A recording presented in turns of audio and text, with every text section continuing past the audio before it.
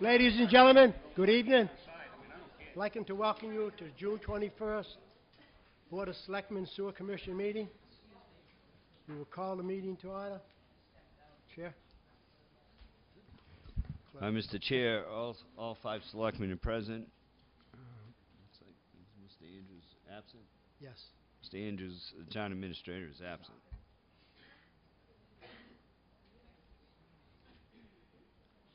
Okay, the first on the agenda, discussion of the Mass Highway District. Come forward. Oh. And before we start with them, I want to make an announcement to the public. I am requesting that all cell phones and electronic devices be turned off or in a mute position as not to disturb the meeting. Any member of the public also has a right to make an audio or video recording of an open session of a public meeting. A member of the public who wishes to record a meeting must first notify the chair and must comply with reasonable requirements regarding audio or video equipment established by the chair so as not to interfere with the meeting. The chair is required to inform other attendees of such recording at the beginning of the meeting. With that, we'll go with the master. Dot. Hi, my name is Carrie LaValle. I'm the project manager out of the Boston headquarters for Mass DOT, and we're here to present the Wareham Route 6 and 28 project to you. The main purpose of this meeting is to discuss the letter that was sent to you back in January about the possible discontinuance of this roadway. But at this time, I'd like to introduce the other members that came with me. To my immediate right is Pam Hasner, who is the District 5 projects engineer. To my further right is Bob Gregory, who is also from the District 5 office, and beyond him is Joe Magny, who is the designer from VHB that was hired by Mass DOT. Joe has for us tonight a brief presentation about how the project is proposed to be constructed and what the end result will be, and then we are open for any questions you guys may have. All right. Okay, Joe. Thank you. Nice to see some of you again. I know I made a number of presentations to the community. I think this is our fifth or sixth in a series of presentations, mostly to the management group and the elected officials. But we also had a presentation at the for the business community. It was the Wareham Works Summit on March 26th. Had a very good audience there. So I think it was important to state the project objectives, and I'll get into the limits in a minute, but this is Route 6 and 28, Cranberry Highway, the combined section. And of course, the primary objective is to reconstruct the highway to renew the corridors of viable retail and commercial. I'll try and speak up. Provide and promote safe operations for motorists. Provide safe multimodal accommodations within the project for pedestrians and cyclists, and of course giving you a roadway that lasts a lifetime, sustainable construction, design and construction. So this board, it's hard to see, and I apologize, it's hard to make a board presentation with on a 2-mile project, but we used mostly PowerPoint in our previous presentations. But basically, this is where the double barrel, the one-way couplet ends just east of Tyler Street, and we have a 4-lane highway running the length of Cranberry Highway from the plaza, Cranberry Plaza, 14,000 feet to the Bill Dalton Bridge, and known locally as the Cohasset Narrows Bridge. And that's basically 2.77 miles of 4-lane construction. This graphic's a little better.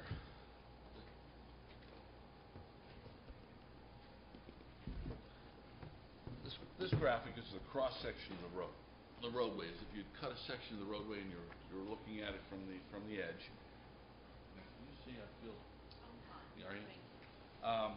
This tells the whole story. Essentially, we're going to construct 4 12-foot lanes separated by a median, a raised median, with constructed of cement concrete and sloped granite edging. The sloped granite edging was requested by your police and your fire and your emergency people in the event that they needed to cross the median for fire or other emergencies. So we have 4 12-foot lanes, a 6-foot median with 1 foot inside shoulders.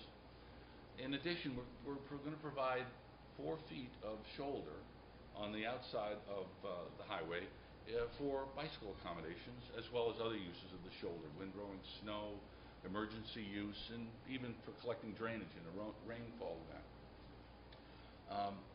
Adjacent to that, we have no sidewalks today. We're going to construct 2 5.5-foot wide sidewalks supported by granite curbing.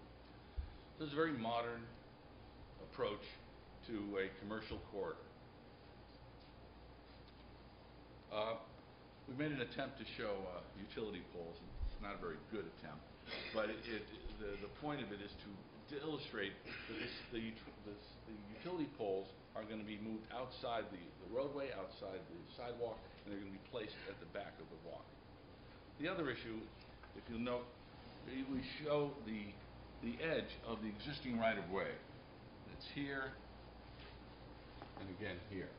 And you'll see that it falls inside the total construction cross-section, which means we need to acquire property from abutters. A linear strip taking for the length of the project from every abutter along the route. And basically the State Highway, the Mass Highway Department, funds that acquisition and will be working with all the abutters to accommodate them and to accomplish the acquisition. So, some of the details of the improvements, some of the principal details is, first of all, we're going to upgrade signalization. Modern technology, the latest technology and signal equipment at 4 of the locations that have signals today. We're going to upgrade at the Cranberry Plaza, Walmart, at Main Avenue, at Sand Pond Road, and then, of course, at Jefferson Shore Road at Ocean Avenue. Excuse me, Onset Avenue. We're also going to propose a new signal at Red Brook Road. It was warranted back in the 90s when we first started this project. It continues to be strongly warranted. And all the signals will be furnished with push-button accommodation for pedestrians. Wheelchair ramps, pedestrian ramps in all directions to keep pedestrians moving, and that pedestrian accommodation we spoke of as a desire. Also, now today, if you're out there, you can take lefts at any point to access properties. We're going to prohibit lefts because we have a median in the center of the road. So we're going to control where lefts occur. We're going to provide left turn bays at all of the signalized intersections and provide U-turns to change direction at those at 5 locations. Not all of them have U-turns in each direction, and I'll go through that. At Cranberry Plaza, we're going to have a westbound U-turn, so approaching westbound and U-turning to eastbound. At the Walmart Plaza, we'll have U-turns in 2 directions, as well as at Main Avenue and at Red Brook Road. At the Jefferson Shore Road and Onset Road, it'll be an eastbound approach U-turn to the westbound. I did bring a graphic that shows how those are going to work. You've probably seen these before.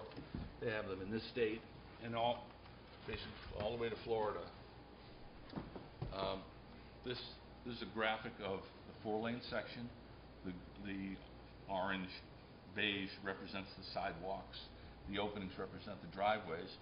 And it's very difficult to see at this distance, but we're going to provide left turn lanes on both approaches, and under signal control, probably under an isolated cycle, traffic will release for a left turn, and those are accommodating not only passenger vehicles but moving vehicles, WB50s. So, and they'll be conducted under signal control, and roughly we have these every couple of thousand feet along the way. So I wanted to use this graphic. I selected this one. There are 14 of these for the entire project. I also wanted to illustrate, and let me put the plan correct. It's upside down. There's existing drainage today that is collected and disposed of at point discharges along the route. Well, under current stormwater management practices, we're obligated to use the best management practices to keep adjacent freshwater and saltwater bodies clean. So, as you can see, we're going to put a brand new system underground, new conduit, catch basins, manholes, with traps and sumps and all the bells and whistles to keep that water clean.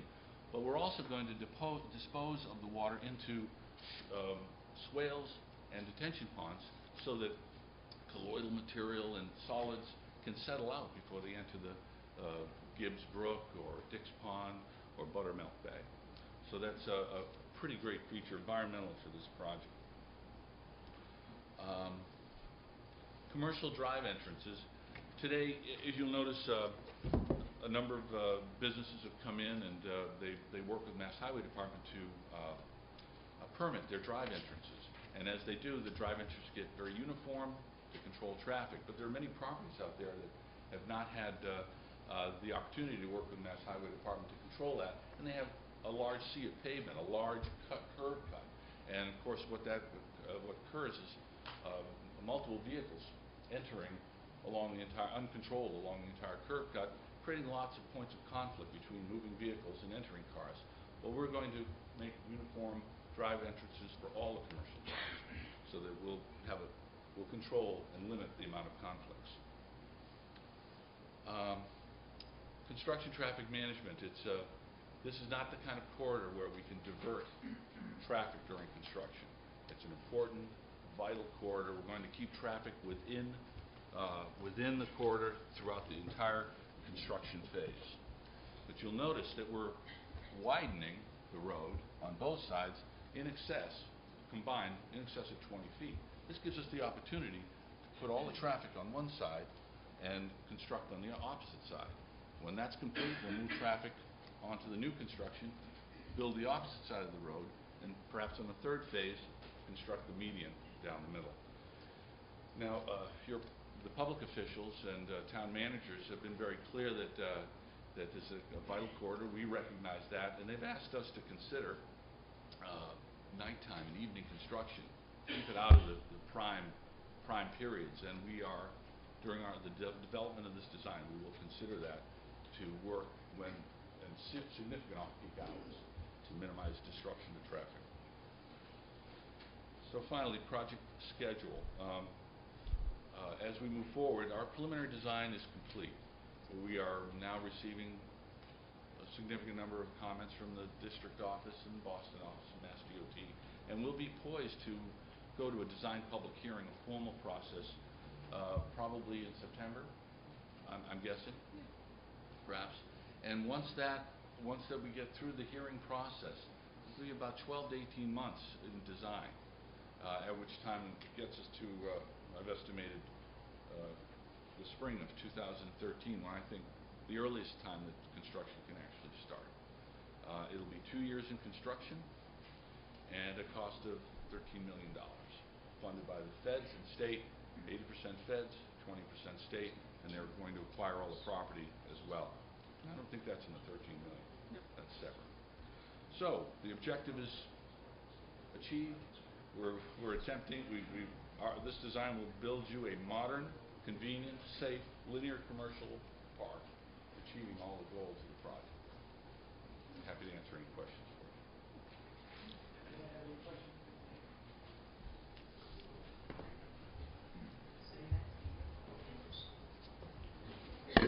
you. Well, I'll ask the same question that I've asked right from the beginning of this project.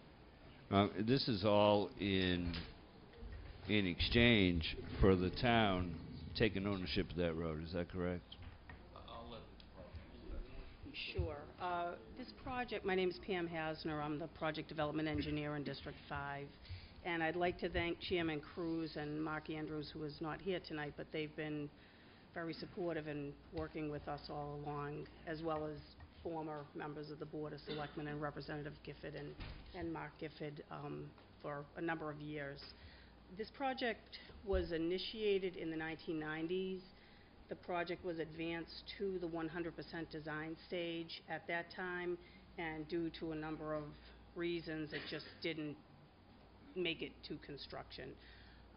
We were asked in maybe 2006 if we would revisit the location, and we did, and we had a number of meetings prior to advancing the design again through 2007 and 2008, we came to the Board of Selectmen in, I believe it was March of 2008, with the proposed cross-section that Mr. Magny had shown us a few minutes ago, and the board did support it at that time. And after that, we secured Joe Magny's firm, VHB, as the design consultant. And up to this point, the project has been advanced to the 25% design stage. And that's where we are at this point. Route 28, 6 and 28, as you know as well as I do, was the main route to Cape Cod, and it was a main regional route up until, I think it was 1988, when Route 25 was constructed. After that, it became more of a local road, and most of the regional traffic is on Route 25. And as far as state highway purposes, it just doesn't have the significance that it did pre-construction of Route 25. So that's really our main impetus for a discontinuance. And what we are looking to do is to make a major investment of state and federal funds and all the right-of-way and design that's necessary, and then work with you to discontinue the roadway. We're flexible as far as the agreements that happen. Every discontinuance is unique, and we're more than happy to work with you and hear whatever needs that you need and we can assist you with. And I just also would like to mention that even if this becomes a municipal roadway, it's still eligible for state and federal funds in the future. That doesn't preclude you from securing funds in the future for on the Transportation Improvement Program. Yeah, I thank you for that brief history. One of the questions, and I know that we've talked about this in the past with Mr. Gifford, was especially in the wintertime, where we just currently in the town-owned equipment, we just don't have that type of equipment to plow that road. And I know that there was some discussion about, as part of the project, to include some heavy equipment for Mr. Gifford to maintain those roads in the winter, or if the state would continue to maintain that road in the winter. And I was just wondering if you had any more information on that, or if there's an update to that, or if it's part of the proposal to Mr. Andrews. That's something that we can work with you on. I can't offer, specifics as far as we have, this type of plows, but we have in the past worked with communities on that. We recently had a discontinuance in Provincetown, and we did work with the community, and we did plow the road for a number of years after the discontinuance was in effect. So, right. As I mentioned, we can work with you, and if there's particular needs that you have, we can be flexible and try to accommodate you. Thank you. Ellen, you have anything? Okay, now for this to go forward, what do you need from us? Well, right now there is a process, and I have an SOP that we use for it with the government. We like our standards, but basically right now we're looking for concurrence that you're willing to work with us, and then we can work on some type of a written agreement and take it from there. But because we've advanced the project to this design stage, we're looking for concurrence in order to help us move it along, and what your feeling is on that. Okay, as of right now, I know the town administrator does have a group together to check on the signage. Yes. And on the easements that you plan on taking. They're already trying to work on that. So it looks like we're moving to that stage, but still yet we need the consensus of the board. And how soon are you waiting for an answer back? Because it may be a while. Right, there's no specific time frame, but if we're moving in that direction, that is what we're looking for. Okay. Maybe. Right now, we're hoping to, but there is extensive right-of-way. The project is nearly 3 miles long. It's complex. I anticipate that it will be ready for advertisement on the 2014 Transportation Improvement Program, which is on the federal fiscal calendar. 2012 starts this October, so it'll be 2 years after that to have the right-of-way, the design, the environmental permitting, everything complete. We'd like to have an agreement in place prior to construction, if that would be the ideal. But, you know, we'll work with you toward that goal.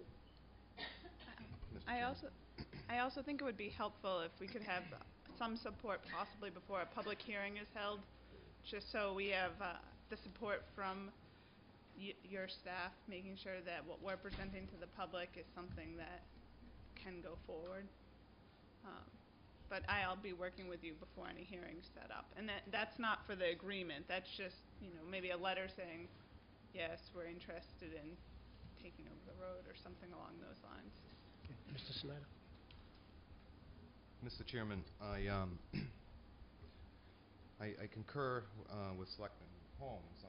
I'm also a little bit concerned with the costs and the ability of the town to take over that road. And I didn't realize that there was a committee established to look at certain improvements. But I would certainly want to participate, and I would want to make sure that we include the voices of the communities along Route 6, the voices of the businesses along Route 6 and 28 as well. Just find some way to gain that input. And I did take a look at what I assume is a pretty boilerplate document that you provide. Right. And from my standpoint, you know, the town, it would really boil down for me to a negotiation as to what you are willing to provide that's going to mitigate the costs for the town to actually assume the control of that roadway.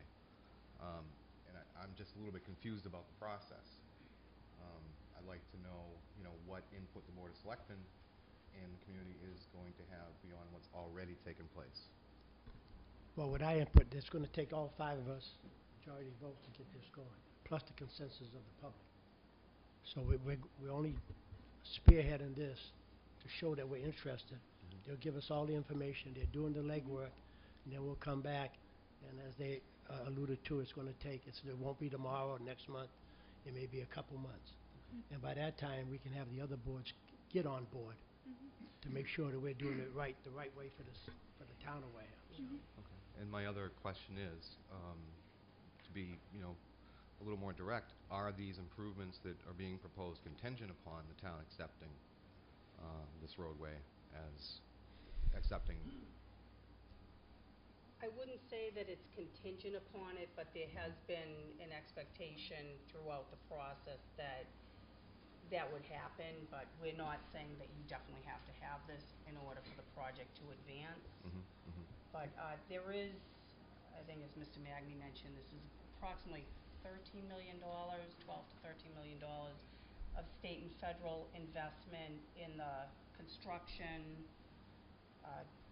quite a bit, I don't know the exact cost, but as far as the design, the state's taking that on and all the right-of-way. So we are making a major investment, and the roadway will be a minimum 20-year lifespan.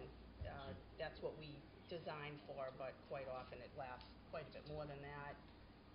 And we will work with you as far as any needs that you have, as, you know, maintenance needs. We'll do what we can to assist you. And as you mentioned earlier in your letter, you did allude to the fact that we would receive an increase, I think, in Chapter 90 funds. Chapter 90 funds, yes. Is there a specific formula that would be used? There is a formula on the lane mile. I don't have it with me right now, but there is a formula for the lane miles and the population, and I think they take into account workforce and things like that, yeah. Okay. It's a statewide formula. Okay. Would that be something you could provide to the Board of Selectmen? Yes. Okay. I appreciate that. Thank you. Any other questions from the board? Well, Mr. Chairman, I see Mr. Gifford is here. Maybe he or Mr. Burke, through you, could expand on Mr. Schneider's question as to what the status of that task group is where they're at today, because I'd like to hear that as well. I know there was, I think one or both of you were on that group, right?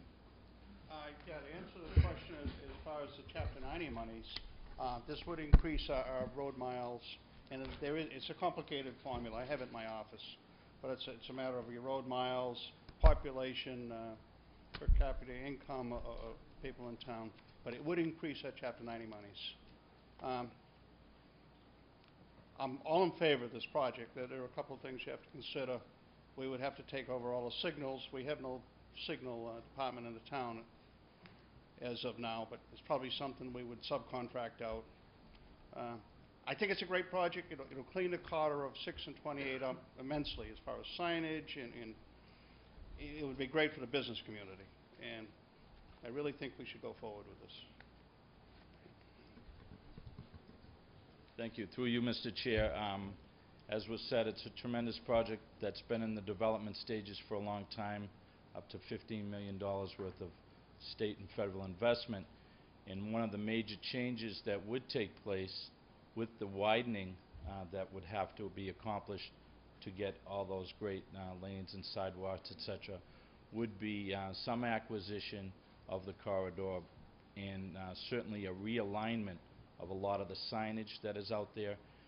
Currently, we're working with the planning department and also the zoning and planning boards to have a committee that's meeting to develop a new sign ordinance that would be not only reflective of what we want to see in the entire town, but certainly more geared toward the immediate Route 28 Cranberry Highway improvement corridor, and also work with the business community through charrettes that would be set up through Mr. John Charbonneau of the Planning Department and the town administrator working through the Board of Selectmen to work with the business community at large, especially on that corridor, to see what it is they need in order to promote their business within state guidelines for what they use for the state road, and also if we accept it as a town roadway, what we want to see our new 28 Cranberry corridor look like. So those are just in their beginning stages. We'll certainly keep the board informed on any of that. We look forward to the board's participation and bringing back presentations as that develops to the board and the public through this meeting. So. Okay, thank you, Mr. Burke. Any other questions? Anything else from the state? One more thing I would like to mention is if you do need our help for presentations with the businesses, if you could just contact us and we can make sure that one of our representatives as well as a representative from BHB was available to kind of go over the project with them in the future. We sure will. Mr. Mark Gifford? Anything else? Thank you very much for the presentation. Thank you. Thank you.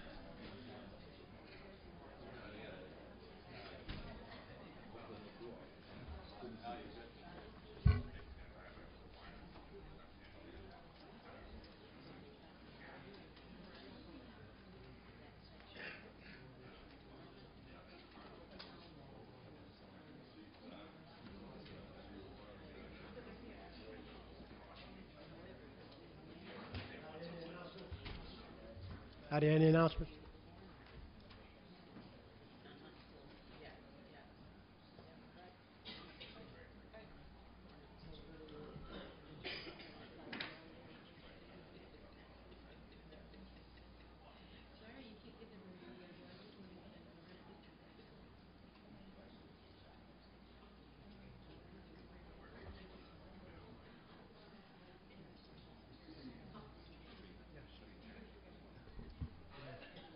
go ahead and announce it. Mr. Chairman, I didn't receive any announcements. However, we do have one that will soon be coming out in a public release here in the next week or so, is that through town meeting, I believe in October, the marathon meeting, town voted to approve a board of road commissioners. There are some specific members on that list that are appointed due to the fact of their office. I believe the police chief was one of them. And we will have an announcement out on July 1st.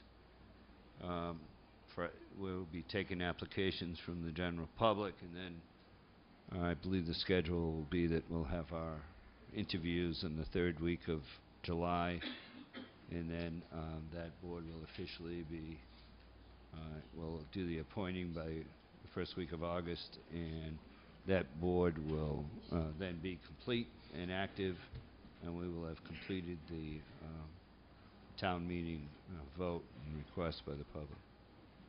So look in the local paper soon. There'll be an application to fill out right after July 1. There aren't any other announcements for citizen participation?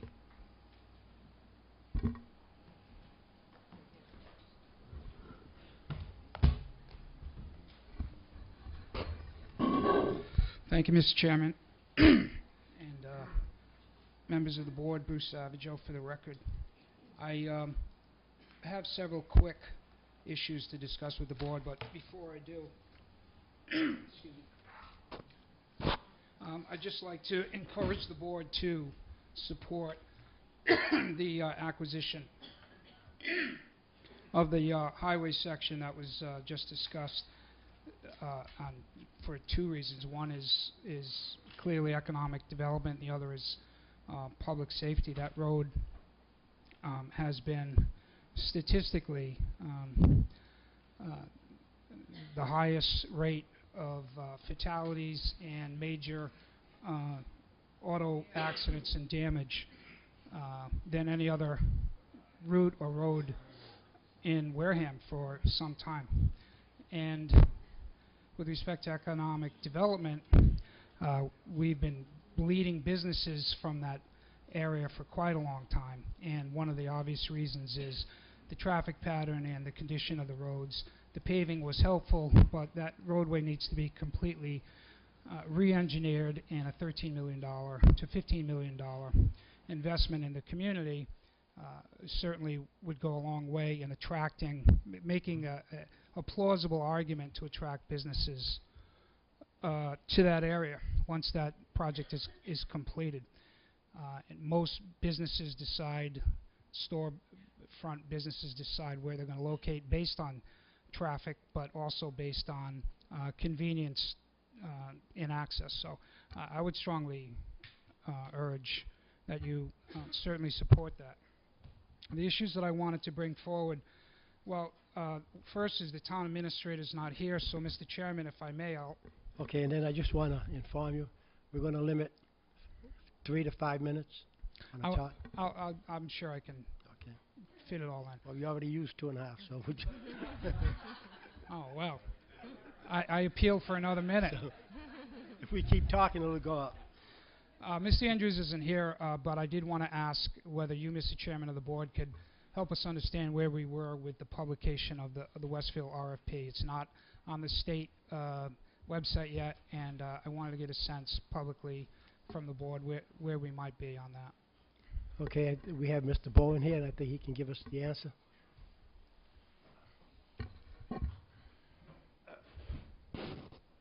Thank you, Mr. Chairman, members of the board, and to my neighbor, Mr. Savageau here. The town administrator and I have just about finished our completion of the review of the edits to the Westfield RFP, and we expect that by probably next Tuesday's meeting, we'll have a final document ready for the board to review. Okay, thank you. All right, short and sweet. Thank you very much. Mr. Chair, if I could interrupt Mr. Savageau for a minute. Yes. I made a motion some time ago here at the Board of Selectmen which was approved unanimously, and through, I'm not sure if it's really the new board that needs to redo this again, or because of the every other week of the meeting schedule, but I'm going to make another motion tonight that Westfield be on this agenda every week until it's built. Second. At every meeting of the Board of Selectmen, I want Westfield on the agenda until it's built, please. Well, we will put it on as soon as we get the information Now, from... with all due respect, Mr. Okay, Chair, if you want to make a motion, we'll see if it's second. thank you. You making a motion? I did. I seconded.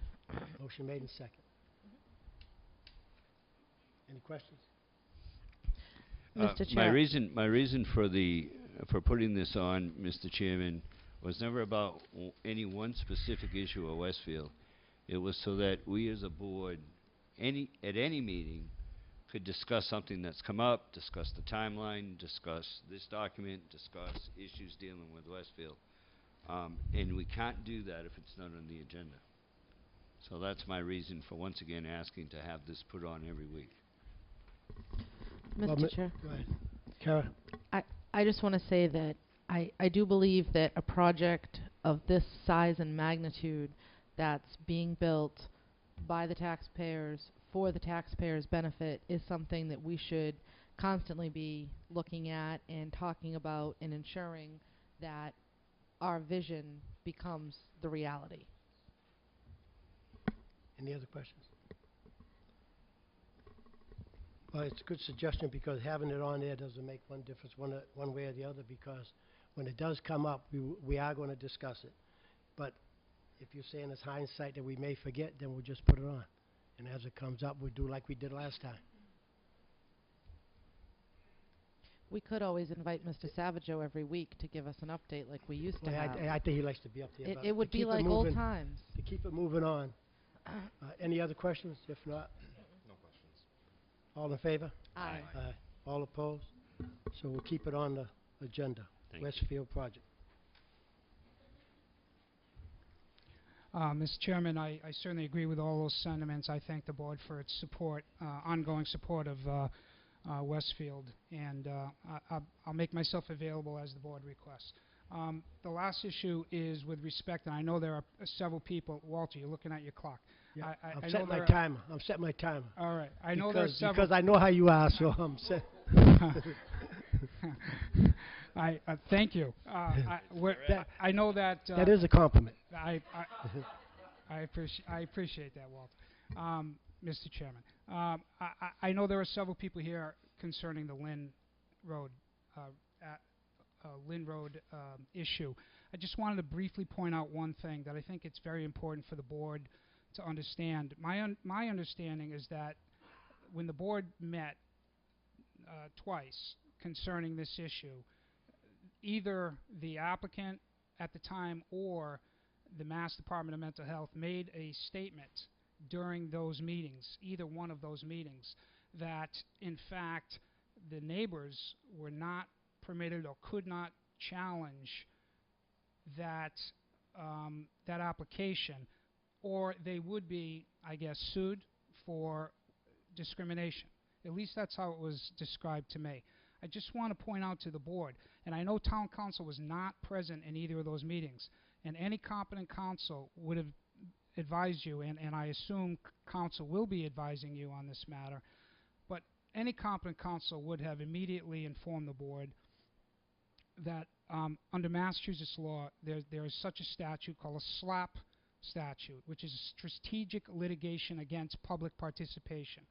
Under that statute, any resident, any neighbor, any abutter, any association, anybody representing that has an interest, 30 seconds, Good, it will have the right,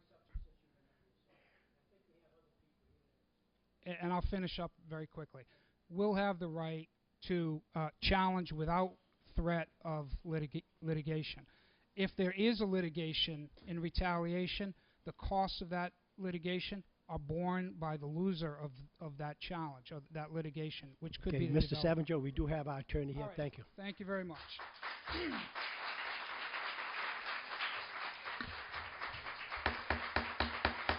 There will be no applause, and if you keep it up, we will have you removed. Thank you. Excuse me, I think we have, someone jumped in front of you, sorry about that. I've been here since 6:30. I was before Mr. Savageau. September, join me, please. Thank you, ladies and gentlemen. I am Carolyn McMorrow. I'm president of the Wareham Historical Society.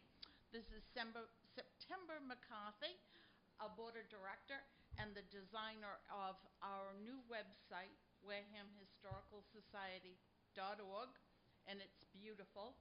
And we have two events coming up. The 35th Annual Antiques Fair on July 4th, 8 to 2, rain or shine. We need help. We need participation.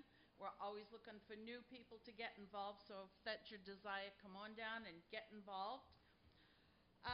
We maintain 5 buildings, all on our membership, donations, and fundraisers, and this is our biggest, and I think our only fundraiser right now.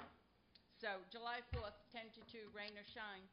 We also have coming up on the 26th, this coming Sunday, an open house at the Captain Kendrick Maritime Museum, and it is from 1 to 4.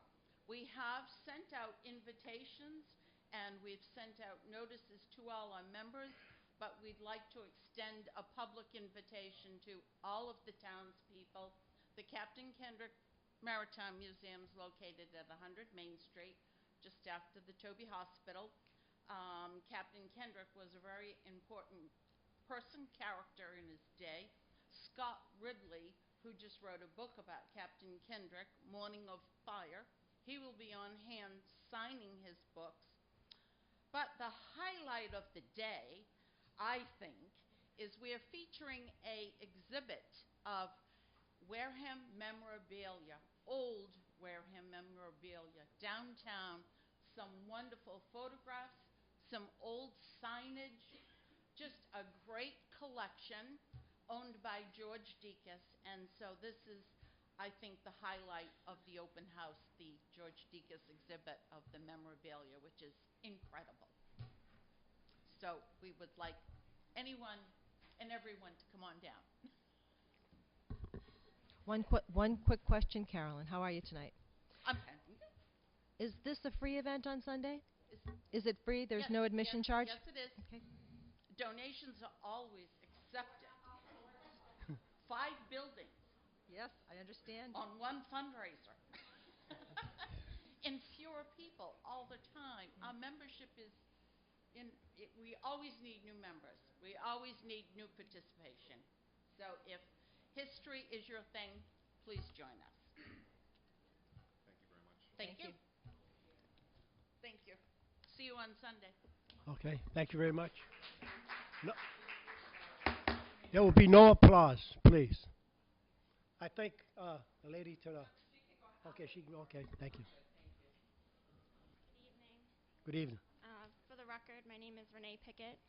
I'm a resident of Swiss Beach Road, and I wanted to also address the board concerning the construction and the building permit issued for 7 Lynn Road. I know that a lot of... There we go. Thank you. I know that a lot of people are here concerning that property tonight. I just wanted to discuss the building permit and the construction. The building permit was issued for the property, and it's in direct violation of the restrictive covenants held on the property, which are held by the Homeowners Association. The town had notice of these restrictive covenants. They're recorded with the land. They are also held in the town planning department with the subdivision file for this subdivision, Beaver Meadows. The planning board established the HOA as a requirement for approving this subdivision, and by allowing this construction to continue and issuing this permit, they're inhibiting the Homeowners Association from enforcing these covenants that they are required by this deed of restrictive covenants and the Homeowners Association trust to enforce. The Homeowners Association delivered a cease and desist letter to the town building department on May 20th, and I specifically spoke to the town administrator about that cease and desist, and he informed me that the matter had been referred to town council. But the Homeowners Association has not received any formal response from the town or town council regarding the cease and desist letter or this issue at all. No formal response from Town Council has been received to date.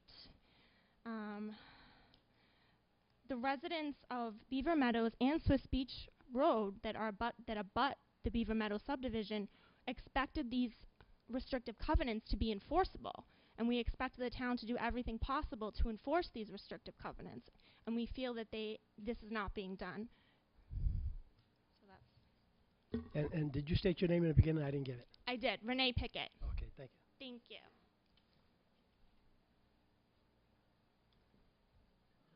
Next.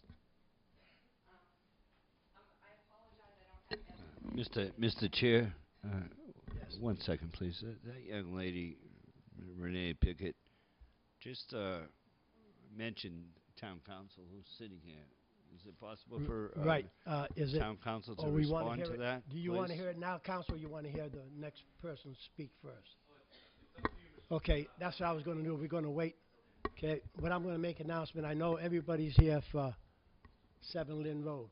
So we had one person. We'll have 2 more if you're the representative, and then we'll have our legal counsel come up and give you any information you need. Like I said, I apologize for not having every page. The first 6 pages, I ran out of paper. Not gonna lie. When we were at the meeting last night with Fellowship, we had inquired Ma'am. about the success rates for Ma'am. this program. Can you just sit at the microphone so that the TV can pick up what you're saying? Thank you. No, you don't know. When we were at this meeting last night, we had inquired about success rates for this program. Obviously, we have huge concerns. We've been told that there is a possibility that there will be sex offenders. These will be drug addicted in recovery. They could be schizophrenic, bipolar. I don't have an issue with trying to help people. What I do have an issue with is safety. And if you look at these reports that I handed you, they're reports from the other houses that this organization services. There's 2 in Falmouth and 1 in Centerville. The police are there all the time. Suicides, overdose, disturbances. We don't want it. We don't want any part of it in our yard. They've broken covenants to do it. You know, they are asking us for respect, but then, you know, D.W. White comes in and renovates this house, and they don't show any respect to the people. And I'm not part of the homeowners association. I live in Wareham. I'm a concerned citizen, and I would never allow that to go on. Thank you. Thank you very much. Thank you.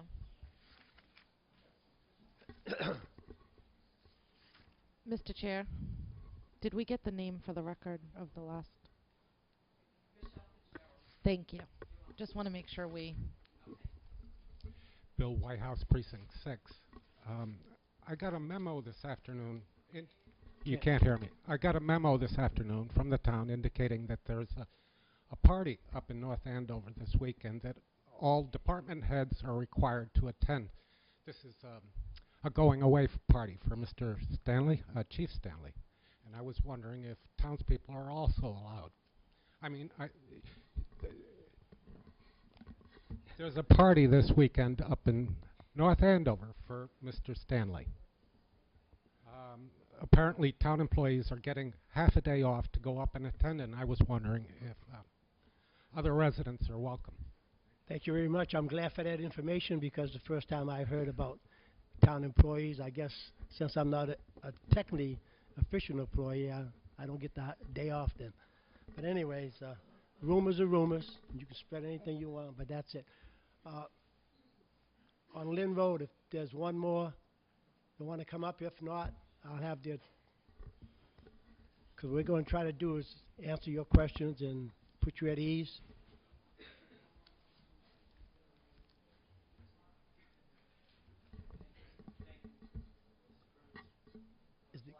Is the green light on? Okay. Yes. Good. Thank Board you. of Selectmen, Board Woman.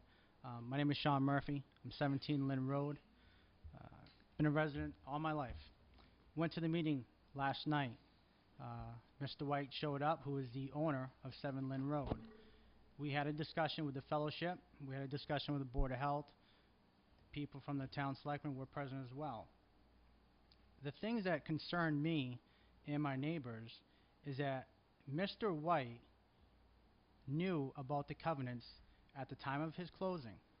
Last night when I asked him directly if he received a letter of concern and also a letter to cease and desist the construction at said property, he said no. We were all present for that meeting. After the meeting, Mr. White came to me and told me he did receive those letters because we did send them certified.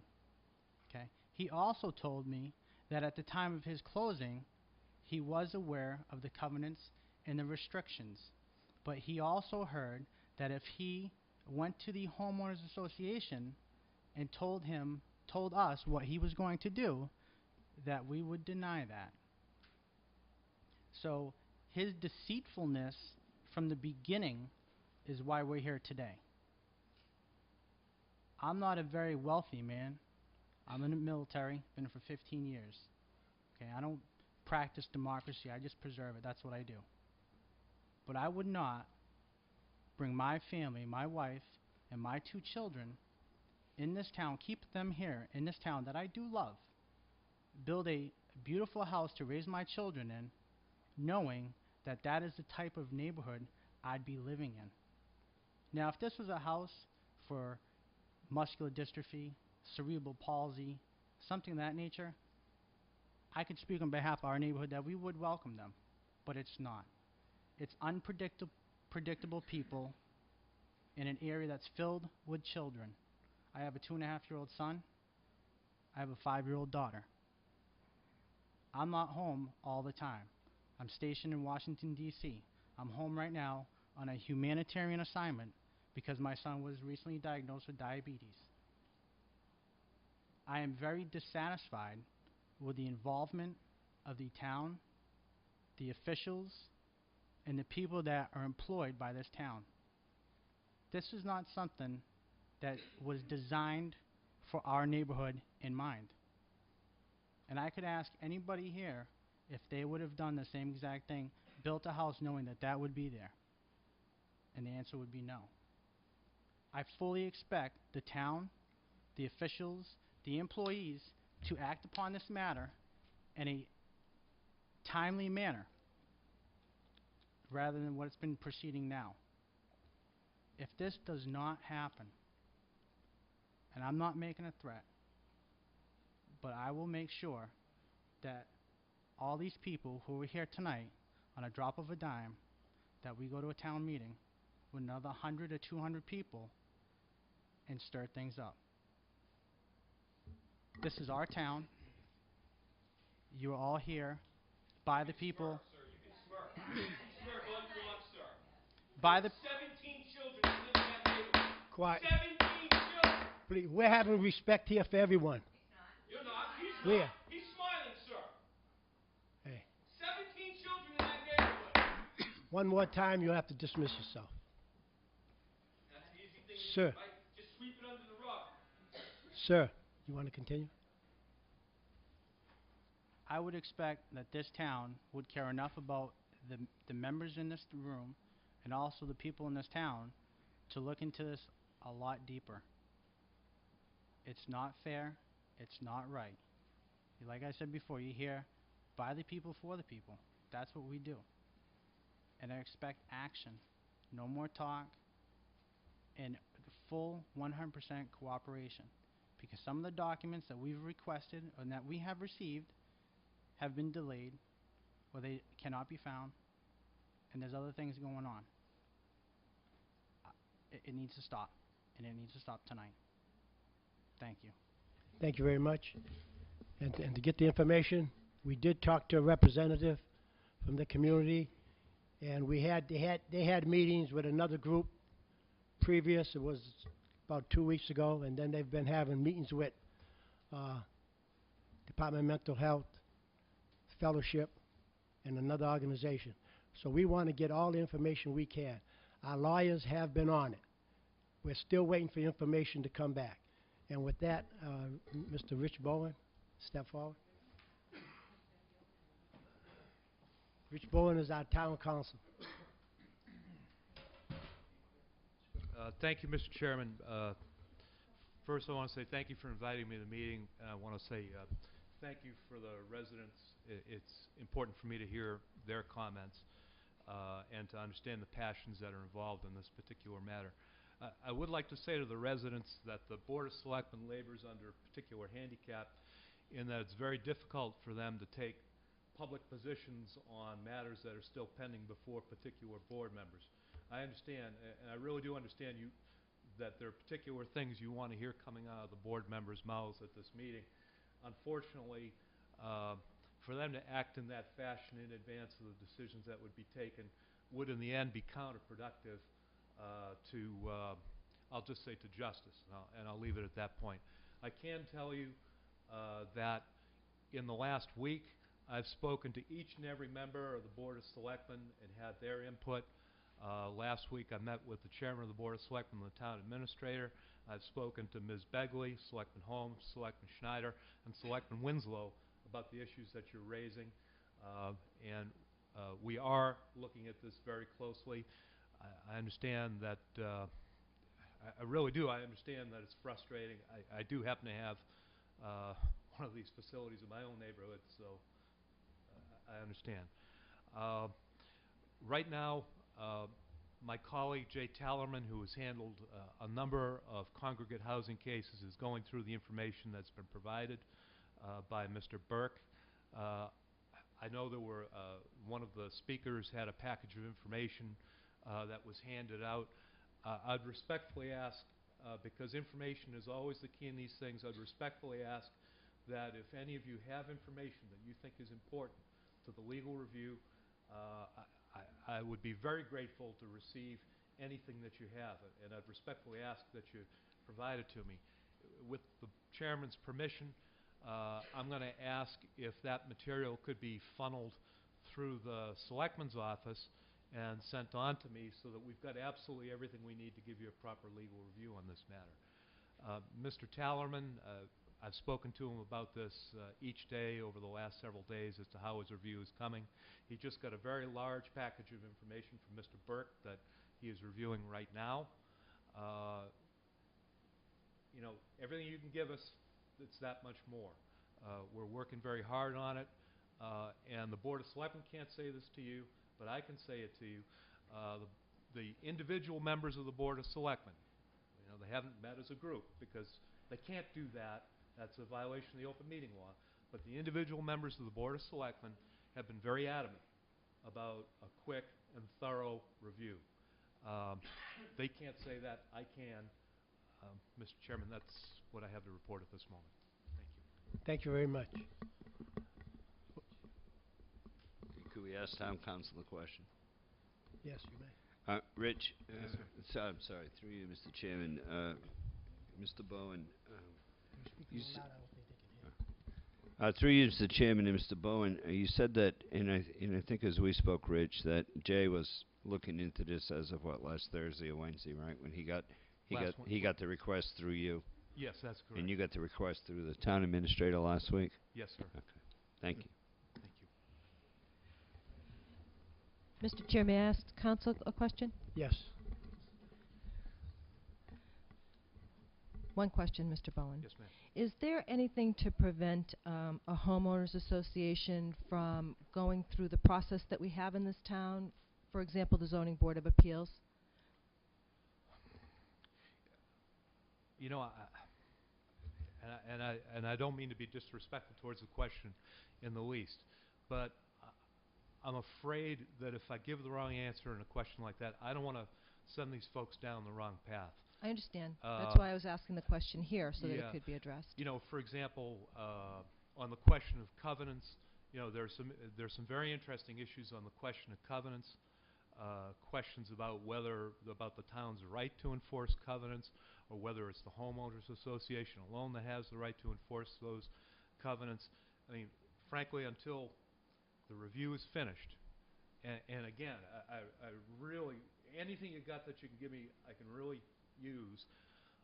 I don't want to send anybody down the wrong path. We're looking at it really closely. These types, there's case law out there. There was a case in Framingham not that long ago that was a difficult one. There's this thing called the Dover Amendment, which regulates these things.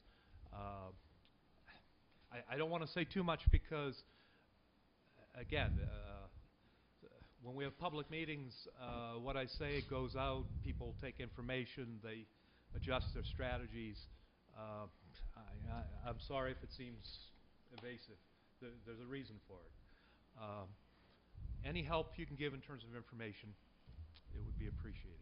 Just so you know, we have 1 week slated to open July 1st. Mr. Chair? No. I was just going to ask that question, Mr. Chair, through you to Attorney Bowen. At the meetings that were held yesterday, there is a move-in date of July 1. And I think that the sense of urgency that we see tonight is that we're, 11 days away, 12 days away from that. So I have like a 2 or 3 part question. How long is this legal review going to take? Well, we just got the package of information today. And so I can tell you it's not done today. Okay, so let me revise my question. Is it going to be done before July 1st? Well, it sounds like it ought to be. Thank you. And what happens if it's not? Well, when I Mr. say Bowen, it sounds like it's... Mr. Bowen, I'm going to interrupt. Right now, we have a building inspector. Until they get the occupancy, they can't do anything in that building. And we're searching our legal avenues of what it takes to either go through with it or not to go through with it. We're going to abide by the rules and regulations of the town of Wareham, not only for the town of Wareham, for the people out here, because these are our constituents. And we need to protect everybody, not only ourselves as the town, but the people that put us in office and that are here. We're looking out after everybody. But we have to abide by the rules and regulations, and until we get that information, I don't think there's going to be an occupancy permit going on. I can have Mr. Burke come up and elaborate on it. Go ahead. Well, Mr. Chairman, rather than having Mr. Burke come up at this point, Ms. Winslow points out something that's a very important fact for me to know. And a big concern of the folks. Yeah, well, I can well understand that. Yeah. And I will tell you that as soon as I'm done with the meeting tonight, I'm on the phone to my colleague, Jay Tallam, and say, Jay, get this sucker done now. I mean, 11 days or not, you need it now. And I understand. Thank you, Attorney. Thank you.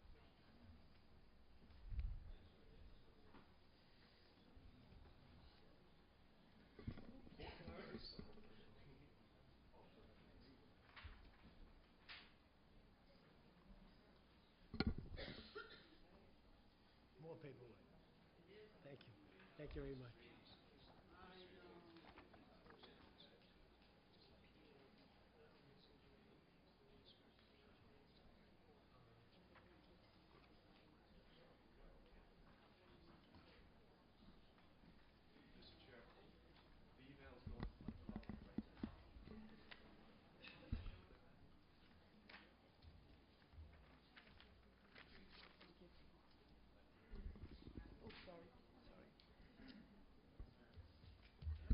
Hi, my name is Jennifer Peterson, and I just want to state that I am, it's always dry in this room, coming before you as a citizen of Wareham and not in my official capacity as a state licensor who license and gives approval to occupy to such sites throughout the Commonwealth of Mass. But given that that's my job and my area of expertise, I am going to explain to you some of the issues with the permitting that has gone forth in this town thus far, and hopefully this will be helpful for town council as well. Okay? So I don't know much about this issue except for what I've read in the newspaper thus far. However, this particular agency, the Fellowship Resources, is licensed by the Department of Mental Health. It is not licensed by the Department of Mental Retardation, now known for the last 2 years as the Department of Developmental Services, in which I am employed with. So the Fellowship Health Resources is a contracted agency by the Department of Mental Health. Therefore, they must follow the regulations of 104 CMR, which is for the Department of Mental Health. And that's very important to know because it distinguishes very clearly between the occupancy use, between the mental health and the DDS population. Okay, so I gave you a copy. I'm sorry I don't have enough copies for everyone here, but I gave you a copy of the regulations so that you know that it does apply to the Department of Mental Health. Okay, licensing and operation standards for community programs. My issue so much more is around in addition to the safety of the residents, if this project does go forth, also the safety of the people living in this home. Because what I read was that this group would be exempt from local zoning and planning and different permitting within the town of Wareham, which is the furthest from the truth possible. Okay, so under the licensing, which is 104 CMR 28, location and physical plan, letter A, first and foremost, which is something that we always do when we cite programs, the program should be located in an area and amongst other buildings which are appropriate for the services we provided, and the general design of which does not emphasize the program's separateness or difference from the surrounding community in such a way to stigmatize or devalue the clients. This very project has not been set off on the right foot. This is not what the intent of these programs are. I have people that I know that live in the community fine and have done very well within the community and have no problem towards the community, but you have to follow the rules of that community. And those programs know that. The programs that we contract with, the agencies that are contracted with the Commonwealth know this, okay? Number C, buildings shall meet all applicable fire, health, building, and safety codes. Therefore, they are not exempt from any local ordinances. Okay, so I'm going to bring you over because I don't want to take up all your time to the next page, page 3. And I have asterisks this. Please be reminded that the owner and program must contact the local building inspector for further physical facility requirements to apply for occupancy. Number 3, this residence is greater than 4 people. And under the Commonwealth of Mass, once you become greater than 4 people, because my understanding is it's 6, it's a group dwelling. Therefore, it has to comply with 421 and 425 of the state building codes. Now, the only exemption on the state building codes for DMR, which is what I license, DDS, if you look under the regulations, is from those such building codes. And I'm going to read this to you verbatim. Programs that are operated or licensed by the Department of Mental Retardation, which is now DDS, pursuant to 115, 7, and 8, upon the completion of DMR safety assessments, are exempt from 421, and they're considered regular use, R1, R2, R3. Why we do that is because we don't want them subject to special occupancy codes, so they do not stick out in the neighborhood with the fire extinguishers and the wall mounts for the fire hoses and fire suppression systems. We want them to be individual homes within the community. Once you go over 5 people, they are no longer single residences. They're group facilities. It's a very different licensing code. So therefore, because they are not licensed by DDS, these are licensed by the Department of Mental Health, you have to default to 421-2, which says a group residence is a premise licensed or operated by any agency of the Commonwealth or a subdivision of that, and they're subject to 421. So those codes require a lot more safety requirements within those buildings. Now, this doesn't address the concerns of the residents themselves that are living there, but to issue the occupancy permit, that builder has to comply with all of 421 if the people are able to evacuate within 2.5 minutes on their own, or 425 if they need assistance to evacuate. If they have to go with 425, you have to do a lot more. You have to have a fire alarm system, you have to connect it to the fire department. So that quote that they're exempt from the building codes is only to say that they're exempt from having to do all these excessive fire suppression systems and lighting and all these excessive types of emergency systems when you're trying to make it a single residence. But the mere fact that they hit 6 or more people, they have precluded themselves from any exemption of any building codes in that nature. And in no way, in any shape or form, do we ever supersede the local ordinances or the town or housing covenants. That is actually in a great disconnect from what we're trying to achieve when we try to place people in the community so they can be seen as valued, equal members of the community. So there's issues with, one, before you even look at issuing that occupancy permit, is if that home meets the safety requirements for a 6 or more person dwelling under 421 or 425. Now that entity is required to file an affidavit with the town building inspector to identify the intended use of that building, as well as the population, whether their ability to evacuate or not evacuate, which tells you what occupancy codes have to apply, whether they're 421 or 425. In regards to not wanting those types of services within that neighborhood, I cannot really speak to that, and I'm trying to only speak as a citizen, but because I've done this for 25 years, I know the rules. There's no exemptions from any local or town ordinances.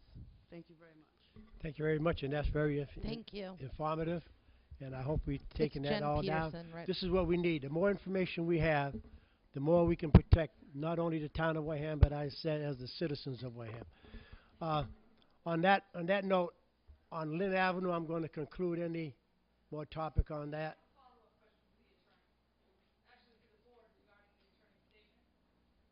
Okay. You want to come up and state your name? And Lisa Simmons, resident of Wareham. The attorney stated that he just received the information regarding this today. My understanding of this whole process, it's been going on for, I guess at this point, a couple of months. Why is it that it took till today for the attorney to start working on this particular project?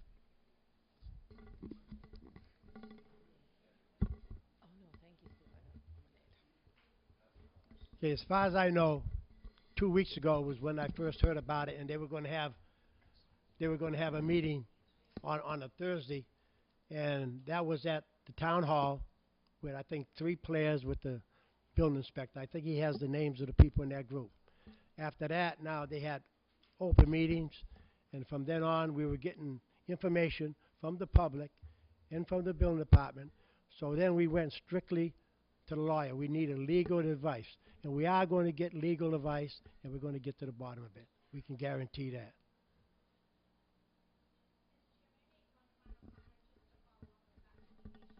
Yes. Could you speak to the mic? Renee Pickett, I spoke before regarding 7 Lynn Road. The cease and desist letter was specifically delivered to the town on May 20th. And I personally had a conversation with the town administrator, and he told me on May 20th that the issue had been referred to town council. And I'm an attorney as well, an officer of a court. I would sign an affidavit to that effect. I'm very disappointed as a constituent of this town that the issue was not referred to town council after a cease and desist letter was delivered to the town building department. And I was told that it was. Thank you very much.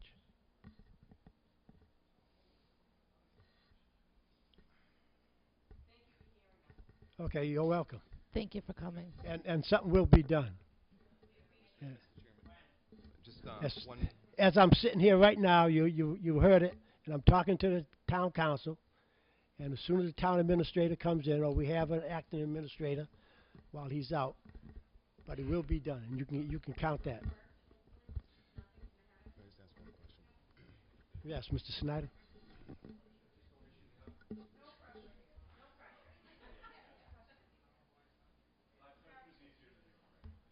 Did you want to talk? Yeah, I just have a... Excuse me. I think I'm going to let him, and then we'll get right back. I just have one quick question, Mr. Chairman, through you to council, and actually through you to Mr. Burke. Mr. Burke, when you issued the building permit, was the building permit posted 10 days as required by law at the town office? What is the normal process when a building permit is issued? How does the public find out about it? Or request for a special permit and/or variance from zoning after review of building plans and what was asked of the client.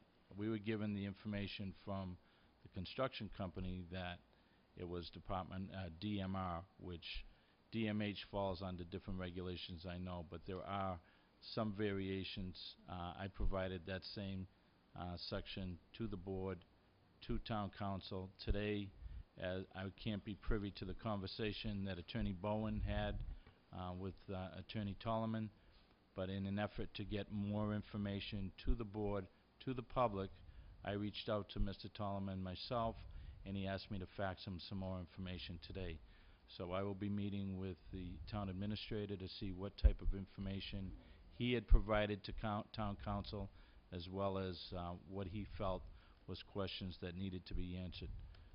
With respect to the covenants, there are more questions that Mr. Tollerman is trying to look up with case law that may give them reason to have litigation with the owner of the property versus the town's involvement. That's my understanding. So right now, we are going to wait for town council before occupancy permits are issued. The previous speaker is correct, and we did note that they need to have multiple inspections and fire alarm, fire escape drills to make sure that they are capable of self-preservation, and they need to acquire licensure within 6 months of opening that particular facility from the Department of Mental Health. So we will continue to meet, as the chairman said. We have a couple of meetings scheduled for next Monday. We were doing this in an effort to get the best information to the public, to the residents, as well as get information from town council that could be very germane to any conversations that we have with those residents and with the owner himself. But I was happy to see the owner in attendance last night, and he needs to speak for some of the actions that he took as the proponent of the project, leasing to a licensed agency of the state. I think many of the residents heard that DMH was in the room. They were very articulate about the programs that they like to see. We don't get to pick the location. What we do is issue a building permit from the building department.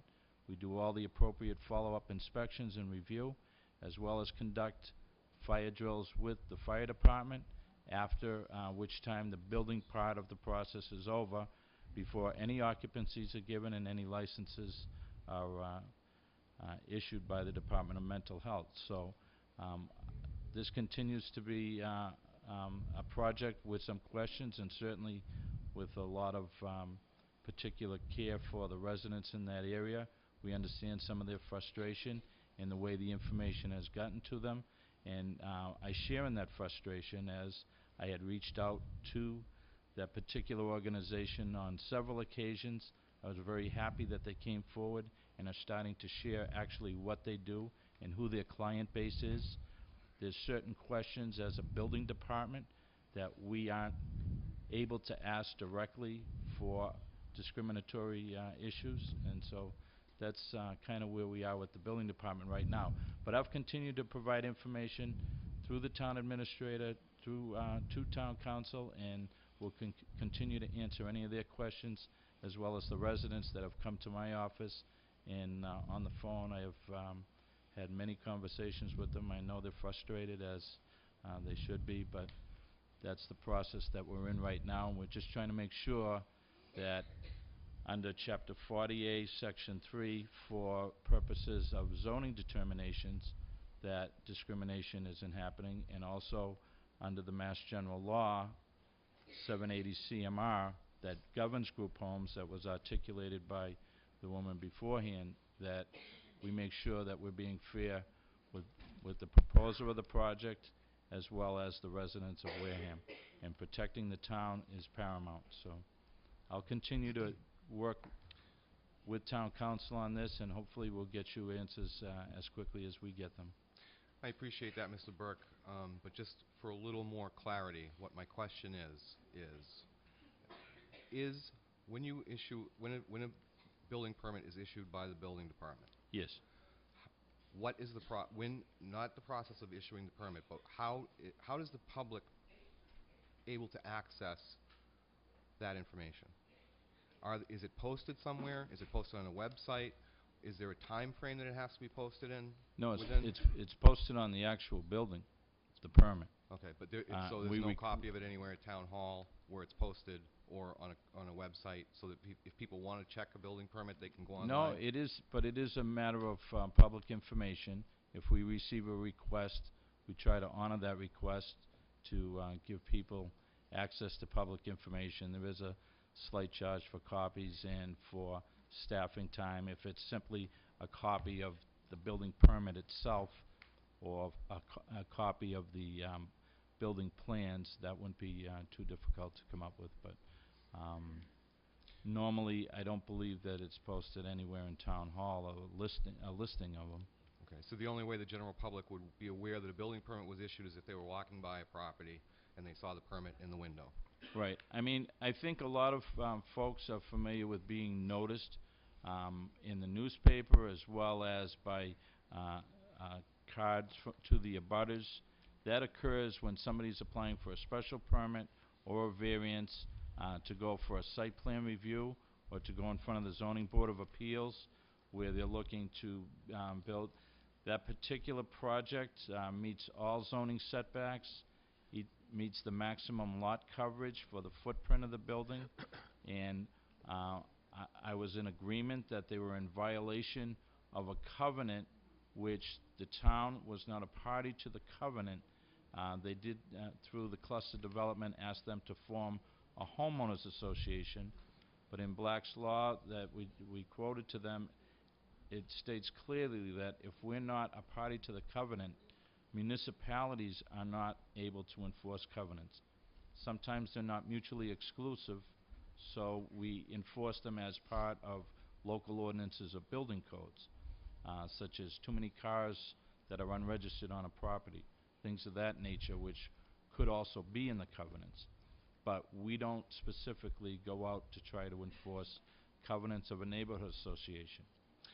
I understand the issue of the covenants, and I would just like to say I know that the Wareham Courier used to publish building permits in the newspaper at one point. And if there's any media out there, you know, it might avoid a lot of these issues in the future if we could get the information to the media so that they could be published again. But I have a more direct question, a more important question, I think, and that is the question of the cease and desist order. Is the appropriate people to serve the cease and desist order the town, or is it the owner of the property? Mr. Bowen. I just want to make sure that all the bases are covered. Letter. Thank you for the clarification.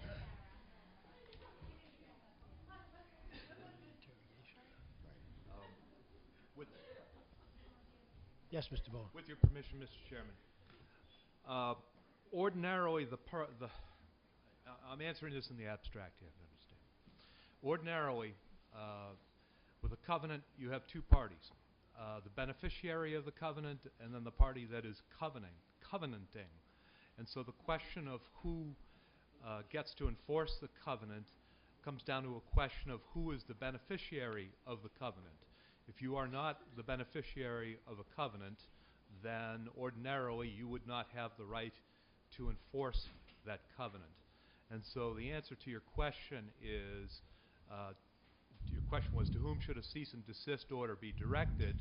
The answer is, it should be directed to, it should be directed by the beneficiary of the covenant to the party that gave the covenant. Thank you, Mr. Bowen. Mr. Chair.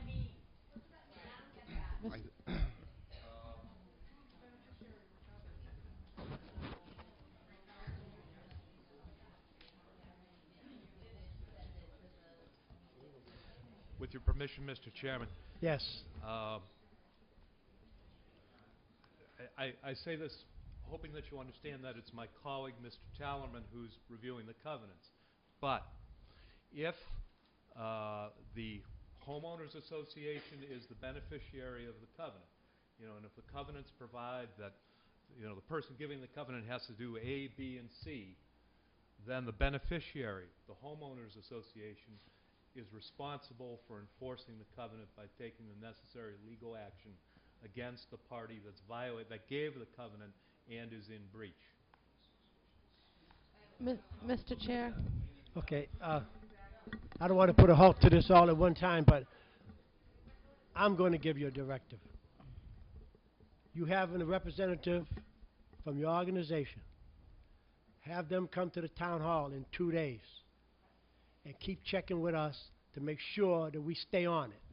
And right now, you have 2 days to get back with us with some kind of information that's going to be pertinent. So if you call him Mr. Talaman, he needs to be right on it right away, because this is like priority one. I emailed him as I was sitting there telling him about the size of the crowd, the passion, the comments that were being expressed. I've asked him to make it priority one. Thank you very much. Mr. Chair. Mr. Chair. Ladies and gentlemen, I appreciate you coming, and we're going to do as much as we can to solve this. I had gotten the last one already, so thank you very much. And Thursday, have someone come by to get info. And Michelle, if you can give them that information that they were asking for, make sure he gets it right away, so there'll be no excuses. Thank you. Oh, okay, yeah. You were the, sorry. So my question is... I think they chased you away. Did you remember the question? Yes, I do remember the question. I just want to make sure that the occupancy permit will not be issued until legal counsel, they review it. Right. In other words, we got to get all the information that we need to make sure we're covered from both ends. All right, that was my question. Thank you. Will the occupancy permit be issued before the legal notice? We have to get, like I mentioned last night, we have to get all our information before we decide. And as far as I'm concerned, we're going to hold everything until... So the answer is no? It's not no, it's not yes, until we get all our legal information in.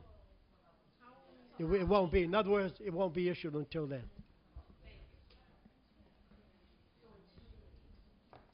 I hope that answers the question. No, I didn't say 2 days you're going to get an answer. But it may become July 1st, and if we don't have that information, what's going to happen? We don't have it, he can't get it. Right. Okay, thank you very much, and I appreciate your patience.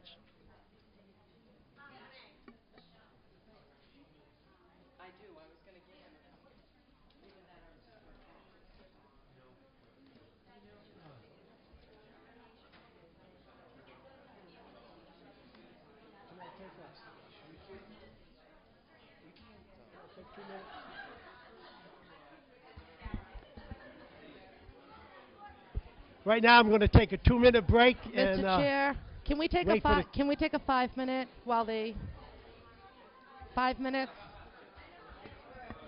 Someone needs a 5-minute break, and we'll continue.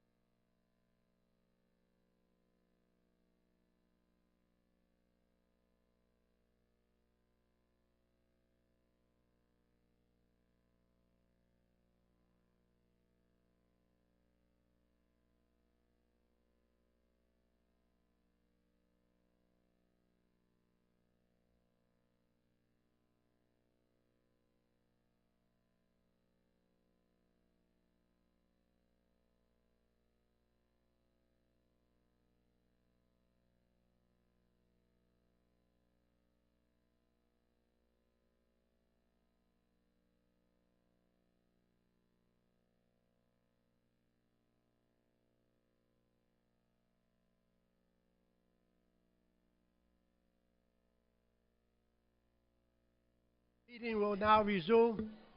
We have on citizen petitions patient, we have one more person to come forward.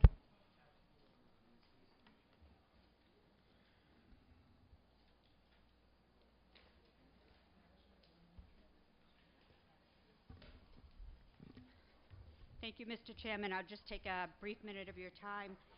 Article 41 at the annual town meeting, in addition to asking for a rescission of a town bylaw, asked the town moderator to appoint a wind energy review committee.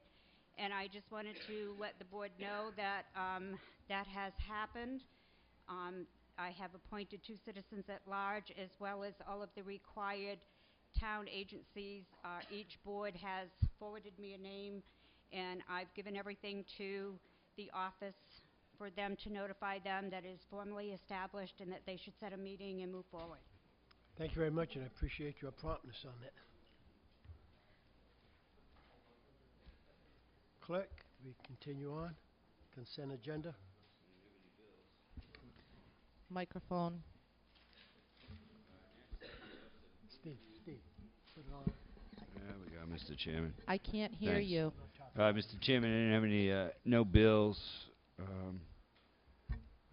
Next on the agenda is the interviews for some of the various committees. The first interview is, did she come back up? Yes, she's. For the Affordable Housing Trust Fund, we have Mrs. Brenda Ekstrom. Mrs. Ekstrom.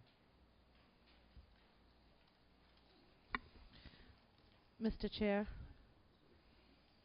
Chair, with your permission, could you ask the clerk to let us know how many openings or what the status is of the committee if he has that information? I think once we get down to the point, I think it's all listed in there, but I think he will do it. Okay. Thank you. Thank you. Good evening.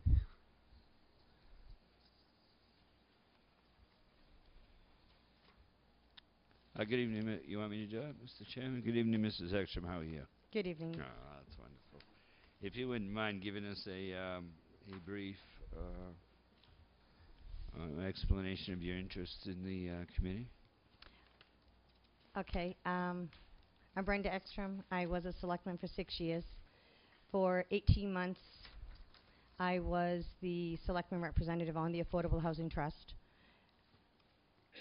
In that time, we created the Affordable Housing Trust. We filled it.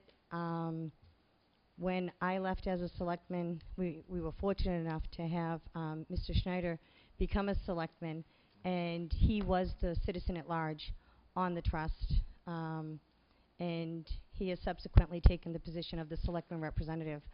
I'd like to continue it because we've had about just over a year, I think Mr. Schneider, when he was the citizen representative, I think he went on in April or May of last year.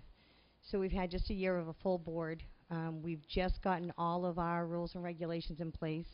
We have been looking at some different proactive things to do in the town to address affordable housing in a responsible way that is the least intrusive to the community. As we all know, that we have that 10% affordable status hanging over our heads, and I think that there's a lot of things that we're looking at as a board that we can do that would benefit the community, and I'd like to be a part of that, or continue to be a part of that. And we have questions from the board.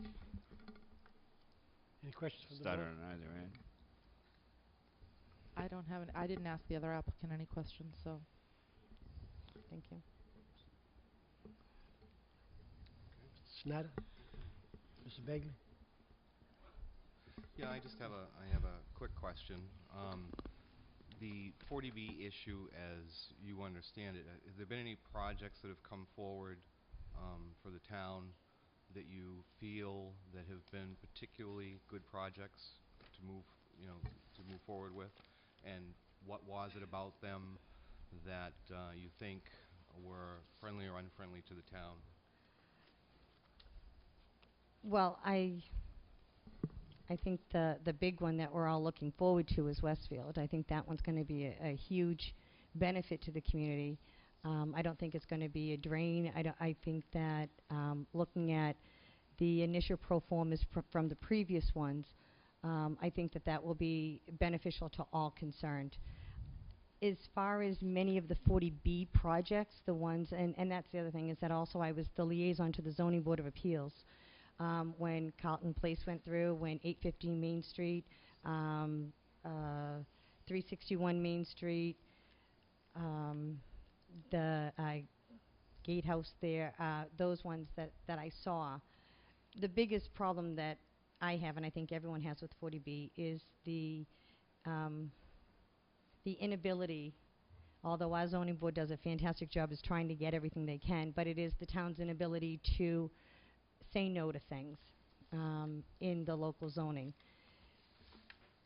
So as far as any of those ones that I see are beneficial, the only thing that I see that was really truly beneficial was that it helped attain or get closer to our numbers. You know, there were particular things in each one as far as reimbursing the town for certain things or putting funds in. For example, the Carlton one was the one I believe that they started putting in for every in-house or market rate unit that they did. They put money into the Affordable Housing Trust that enables the town to be able to come up with the proactive programs that I was talking about. Thank you.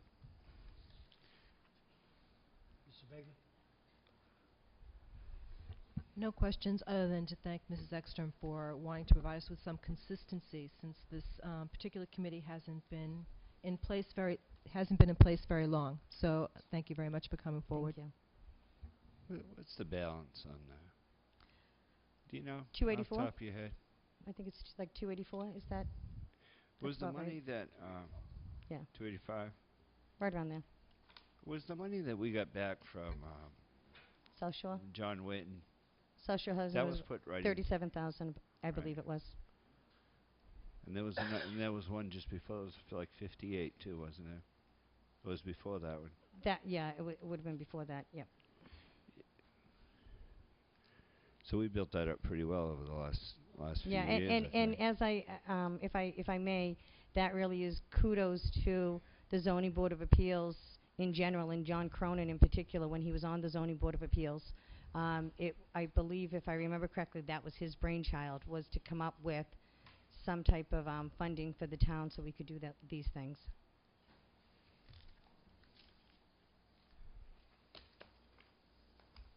There aren't any other questions? Interview. Is that it? Well, thank you very much. Okay. Thank you. All set? Thank you. Next up we have Mrs. Jennifer Peterson, who's applying for a position on CETA.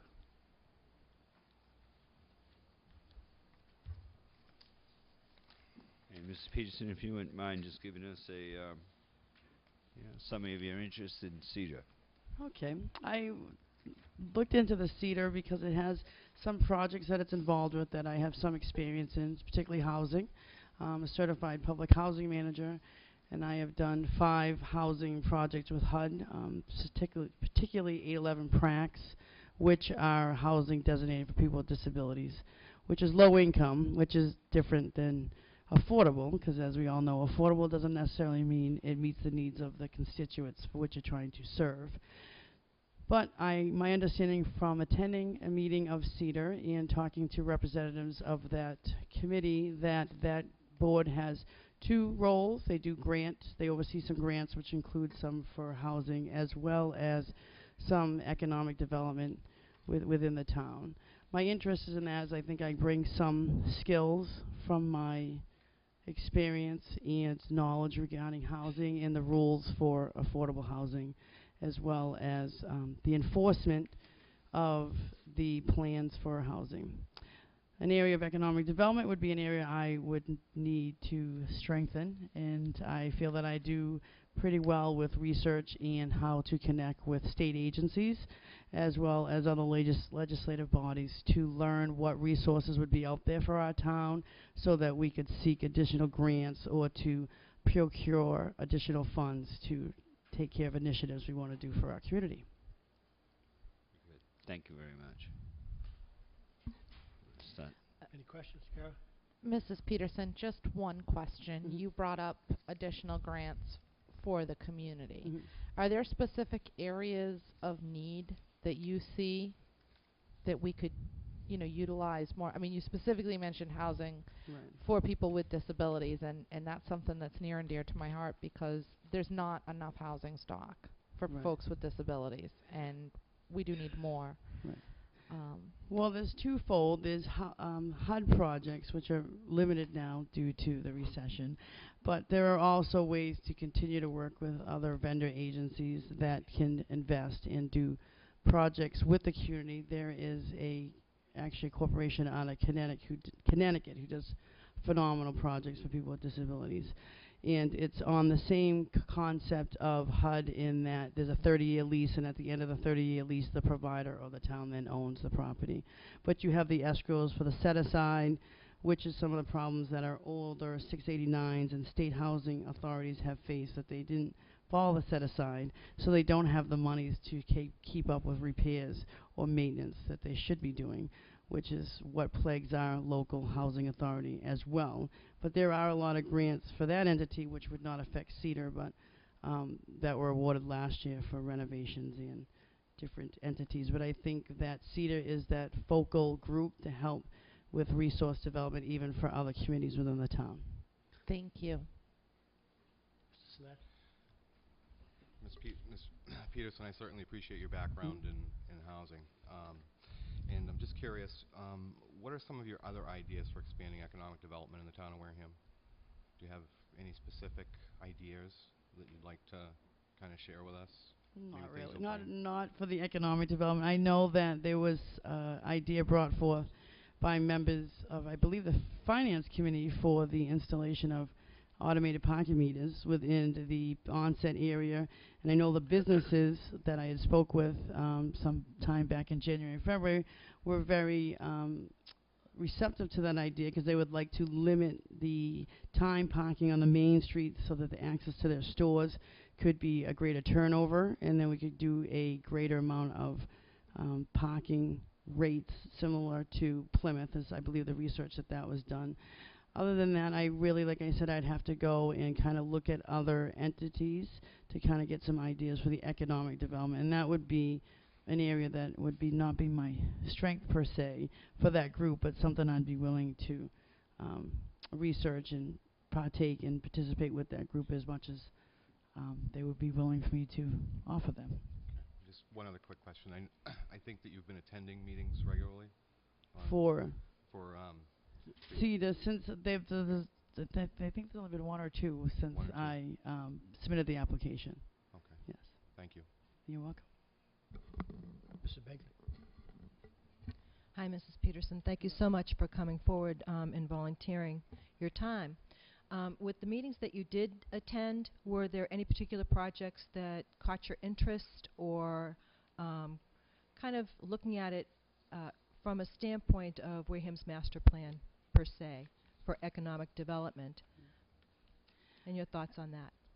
The meetings I did attend were primarily focused on some of the housing initiatives around the grants and different areas of local landlords that were granted to have the low income or moderate income apartments, as well as the market rate, and trying to enforce them to keep them as within the 40B so that we can keep them within our numbers. That was primarily some of the topics at that time. And the consultant for the Community Economic Development Group, our consultant for the town, because that director position is empty, did speak to some of the initiatives that he has been working on with the town. But the group as a whole did identify that economic development is an area they would like to focus in the future, and that the oversight of the grants were really where they had spent a lot of their time at this point. Thank you. Mr. Holmes. Thank you very much. Okay, thank you very much. Thank you.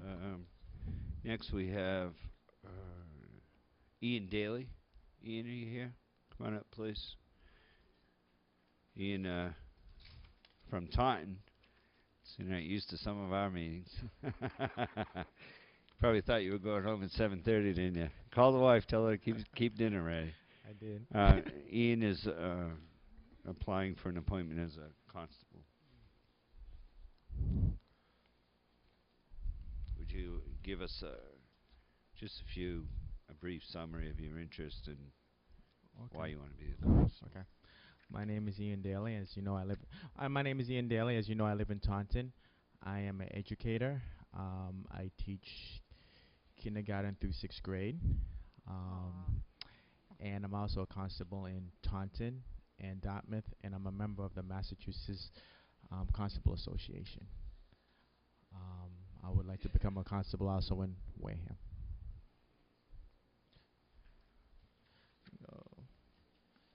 My turn? Question? May I Mrs. approach? Russo? May I approach? May I approach? May I approach? Yes, yes, Okay. you may.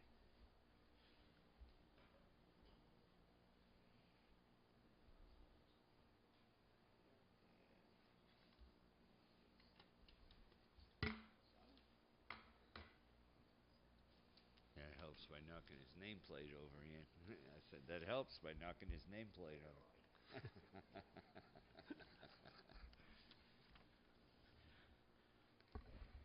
And Wareham. Ready? Yes. Mr. Daly, first, I have a soft spot in my heart for anybody that can hang around with someone my daughter's age all day long, times 24, 28. God love you for that. What is your interest in being a constable here in Wareham? Okay, well, I do come to Wareham in the summertime, and I feel that I'm trying to expand the business, and this is a place that I bring my family, and I would like to be one here also. Thank you. Welcome. Mr. Snyder? Yes, can you just share with us a little bit about your experience being a constable? What are the types of things that you have done, served papers for? I'm just curious. And how long have you been a constable? Well, I've been a constable since February in Taunton. I have not served any papers yet because I'm waiting for school to get out, but I've been attending education sessions at the Mass Constable Association. Every week I go there and, we get notes and we get, well, not lectured, but we get taught how to become, how to be a good constable. So I'm just waiting for school to come out so I could devote some time this summer to serving papers. Thank you. Welcome. Mr. Begley? Mr. Holmes, yours. Mr. Chairman, I make a motion that we appoint Ian Daly to the position of constable for the town of Wareham to expire no later than June 30th, 2012. Second. Motion made and second. Don, any more questions? Call for a vote. All in favor? Aye. All opposed? 5-0-0. Thank you Thank very you. much. Thank you. Thank you. Enjoy your summer vacation.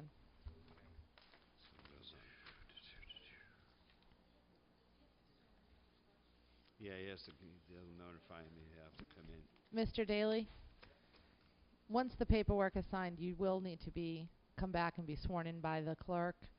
Your best bet's probably to call the Selectmen's office, Yeah, maybe call the tomorrow or selectman's the office next and they'll day. inform you, then it's downstairs, the clerk's office. Thank you. Thank you. Okay. Kathleen LaFlamme. Mary Kathleen is applying for a position on the Library Board of Trustees. Good evening.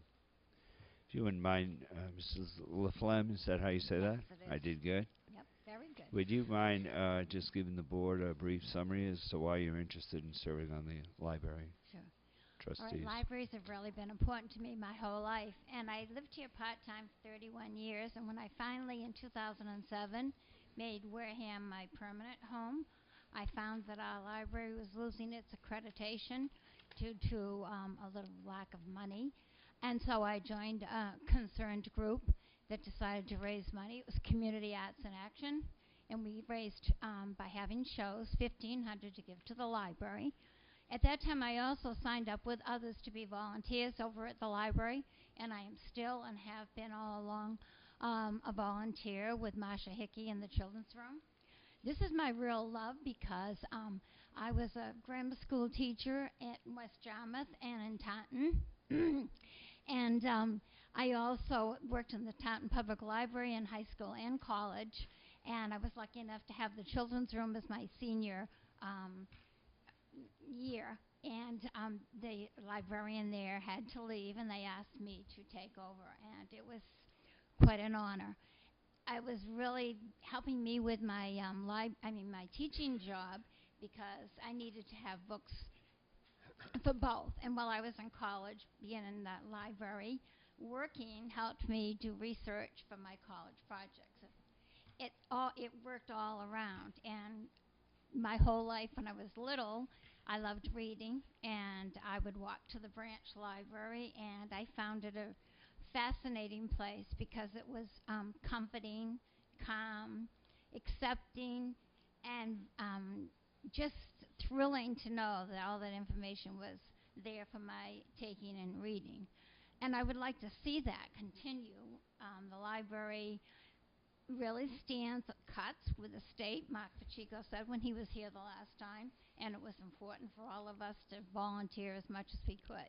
And I just feel as though I certainly bring a lot of knowledge and a lot of education of libraries with me for this job, so I'd like you to consider.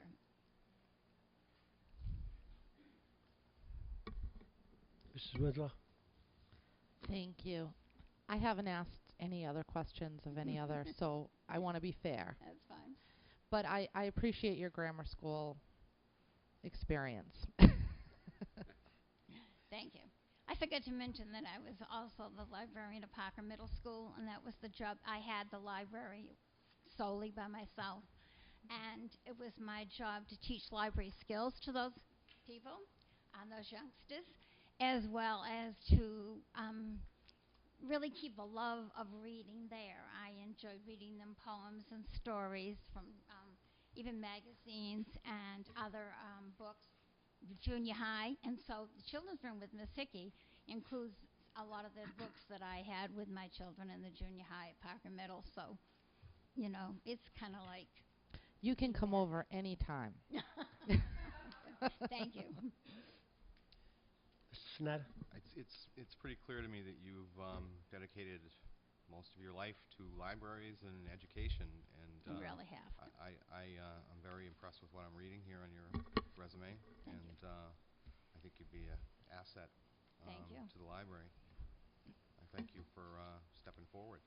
Well, thank you, and I do hope you will consider me. I forgot to mention, though, that I was also a co-owner and a manager of my furniture store in Taunton with my husband, and so I did all the buying and the selling and ordering the furniture and actually making up ads also. So I think I bring a business sense with me as well of really how to survive, and especially because we had a family of 4, so that I hope that that will help with if I do get a position on the board. Okay, so it was nice talking with you all, and remember the name Mary Kathleen LaFlemme. And thanks to Steve for getting it right. Thank you. Mr. Begley? Mrs. LaFlemme, thank you so much for coming forward. You've got quite an impressive resume. Mr. Schneider stole some of my thunder here. This is decades of not only someone expressing a love for libraries, but you expressed it by helping libraries for some decades. So I really appreciate you coming forward. Thank you. Mr. Holmes? I was guessing it was Bernie and Phil's. Which is When you said that you had a furniture store in Taunton, you did such a great job. I thought you were talking about Bernie and Phil's. It was, it was No, I Roland's. remember them coming in after we had closed, though, and we closed due to my health. Right. But it was called Roland's Furniture, and it was in Whittington. Good. My aunt was from Taunton. Oh, did she? Thank you very much. Thank you very much. Thank you, Chairman Cruz.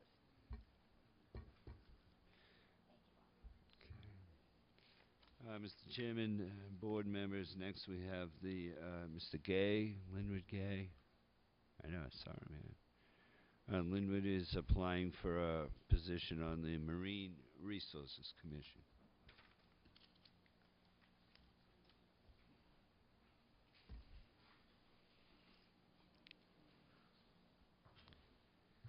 Hey, Len, could you, would you mind taking just a couple minutes and summarizing for the board your interest in the Marine Resource Commission? My name is Len Gay. I've lived in Onset since 1943. I grew up on Onset Harbor. I think I got my first rowboat when I was 8 or 9 years old. Been through most of the hurricanes. Fooled around on a dredge when I was, I don't know, 10, 11, 12 years old. The guy that was operating the dredge was nice enough to let two of us young boys hang around and taught us a lot about dredging. And I'm an avid recreational shell fisherman. I have a mooring permit, or a harbor service permit, excuse me. I kayak all over Onset Harbor. And I got to say, I'm delighted to see that the water is getting cleaner because of the storm water remediation in the no discharge zone and the free pump outs. And I would really like to see a return of the bay scallop crop. There was a small crop 2 years ago. It took me 2 days to get a half a bushel, but I'd like to see that come back. I've been to one Marine Resources Commission meeting, I think it was 2 weeks ago, and Alan Slavin and Dave Begley sort of got me a little bit more interested in it than I had been before. I've been slogged through their charter review committee for 2 years. I thought I might take a break, but I'll get back into it again. I'm also a call firefighter in Onset, which, in a roundabout way, if we have an oil spill, I'm probably going to be one of the guys that's deploying an oil boom anywhere in the town of Wareham, because we hold the oil spill trailer at our fire department. And that, I think I was at a drill last year, or I think over in Swifts Beach boat ramp, on deploying oil booms.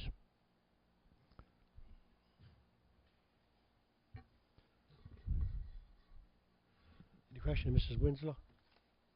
Oh, Mr. Gay, I don't have any questions. I find that your experience is impressive, and I appreciate you coming before us to serve on this important committee.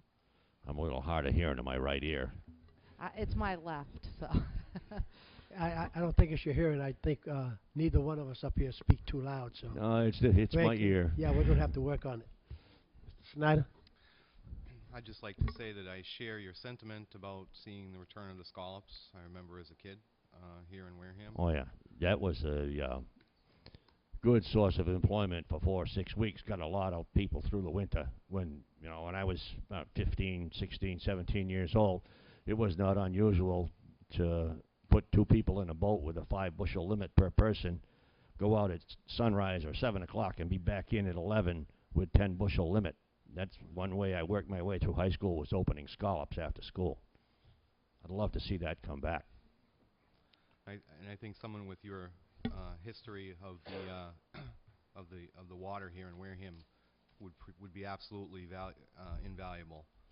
So I'd just like to say again to you, thank you for coming forward and volunteering. Thank you. Thank you. Mrs. Begley? Hi, Mr. Gay. How are you?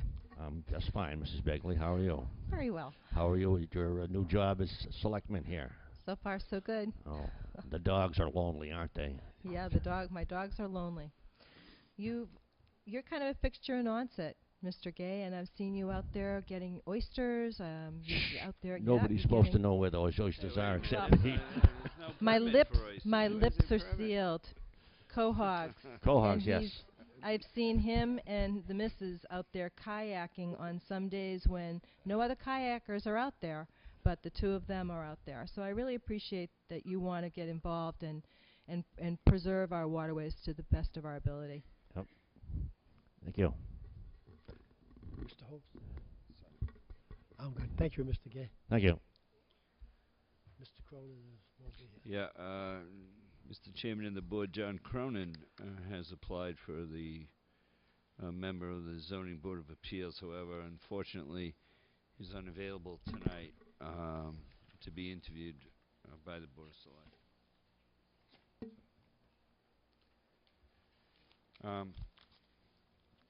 And Mr. Chair, I guess as we move forward now on this list, I would note two exceptions.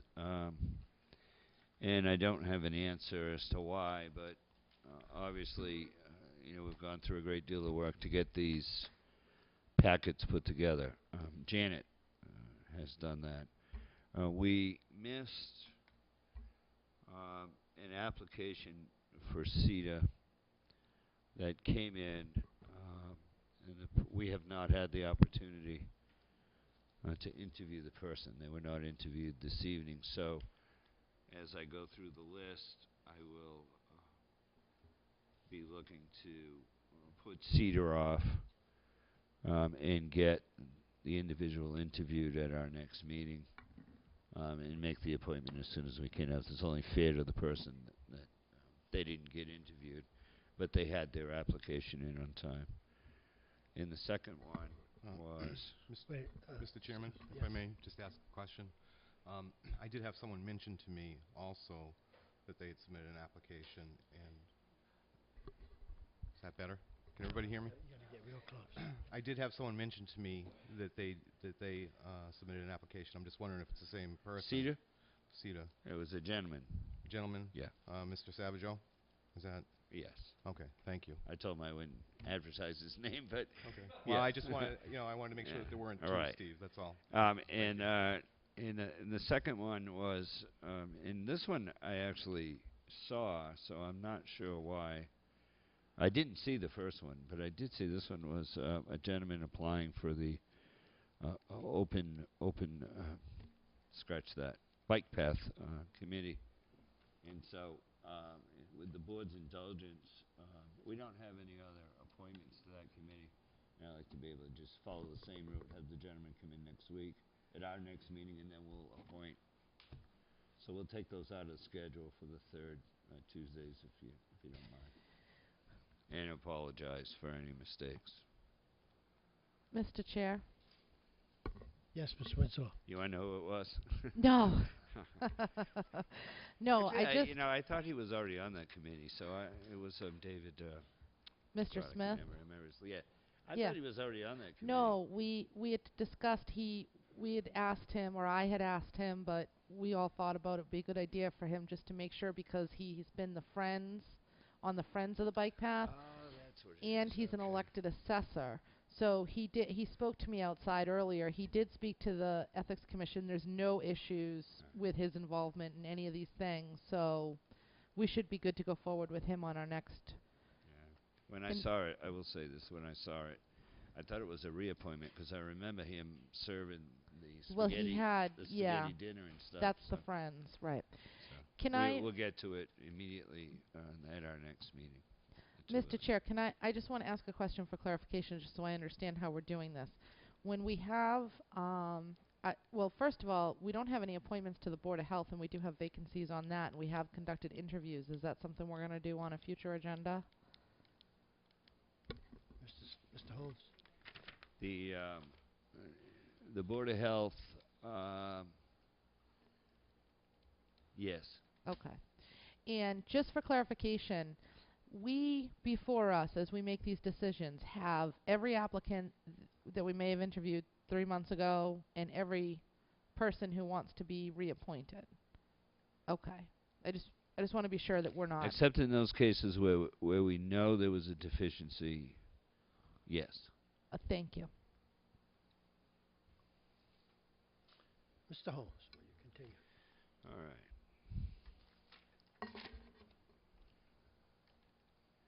We have first. Okay, I'm going to go by Janet's packet. So if you haven't fumbled your pages around, then we should be in good shape.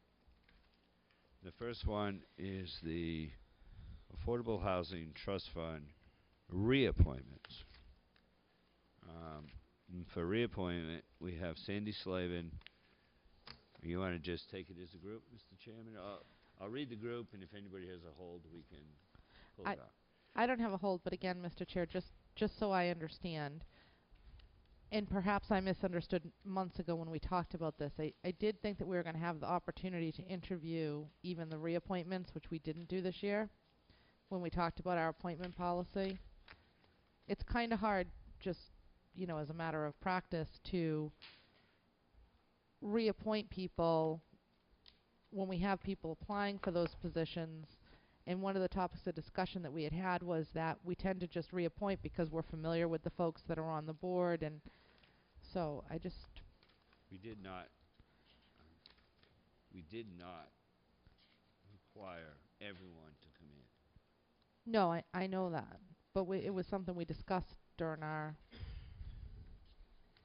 We discussed it. We may have discussed it. I don't recall if there was an outcome, Mrs. Winslow, but we didn't do it.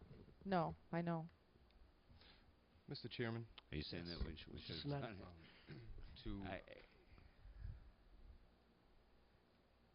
I missed something. Mr. Chairman, through you to Mr. Holmes or Ms.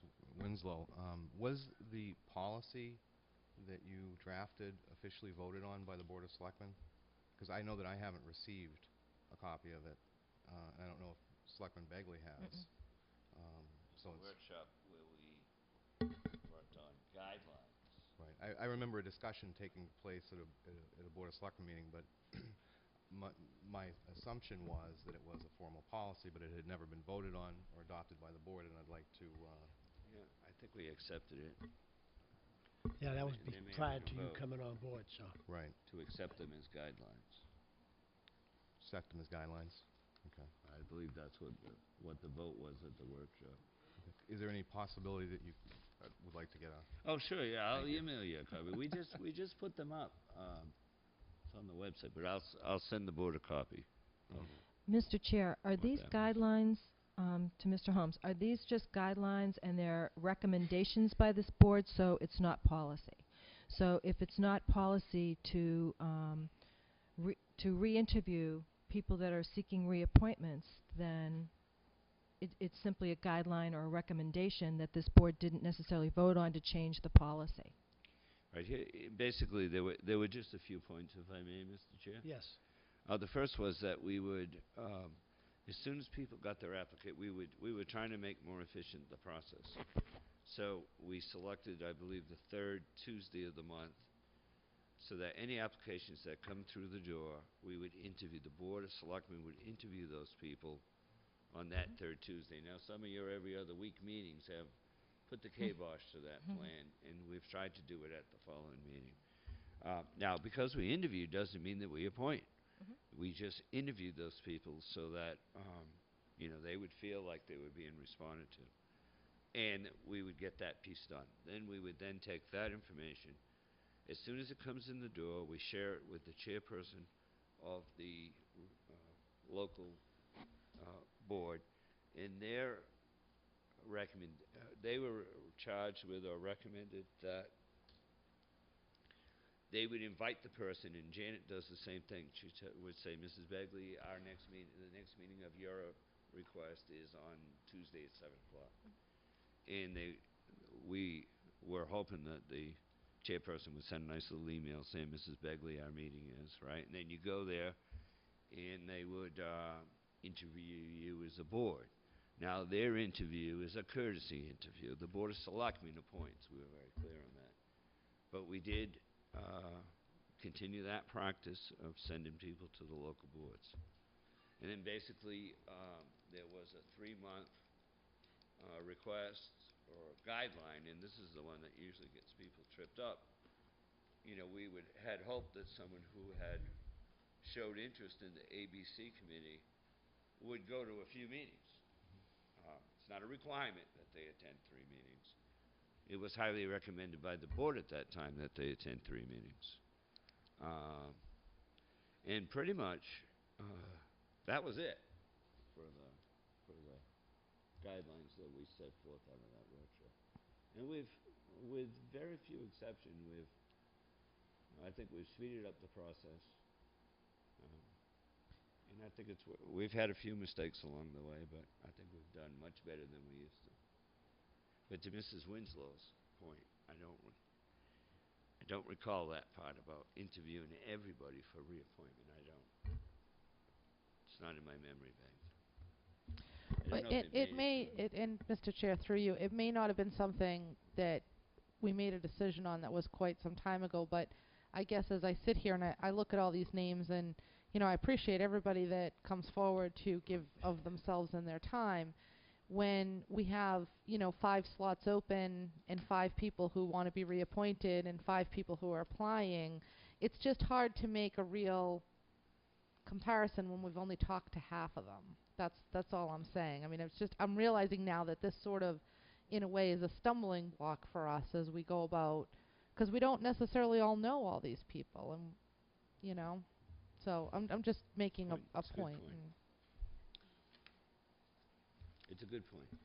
Thank you. Do that. I try to. I appreciate what you're saying. Mr. Holmes, you continue with this, and I'll be back in 2 minutes. Okay. For the what? Who's leaving? I think you're Mr. Chair now. The Affordable Housing Trust Fund. For the reappointments, we have Sandy Slavin, Debbie Finster. Elizabeth Pizzoli. This board and Janet has put it on your sheets. She's listed the vacancies in addition to the 3 reappointments. Mr. Holmes, I have a question about that. This is a 5-member board, and maybe Mr. Schneider is a member of that right, board. and maybe Mr. Schneider could answer this question for me. As a 5-member board, is this one of the few committees or boards that the selectman is a full member and a voting member? So that would be the 4th person on this group? That's correct. So there's really 1 vacancy. Correct. Because your name should be the 4th person, correct? It should be the first person. That Right. you actually raise a first person, of course.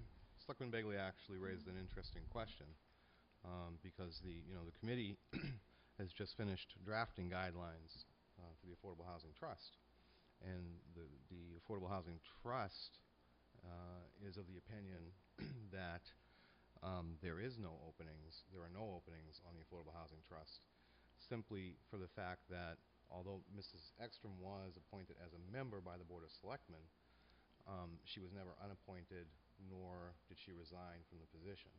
Well, she didn't have to resign.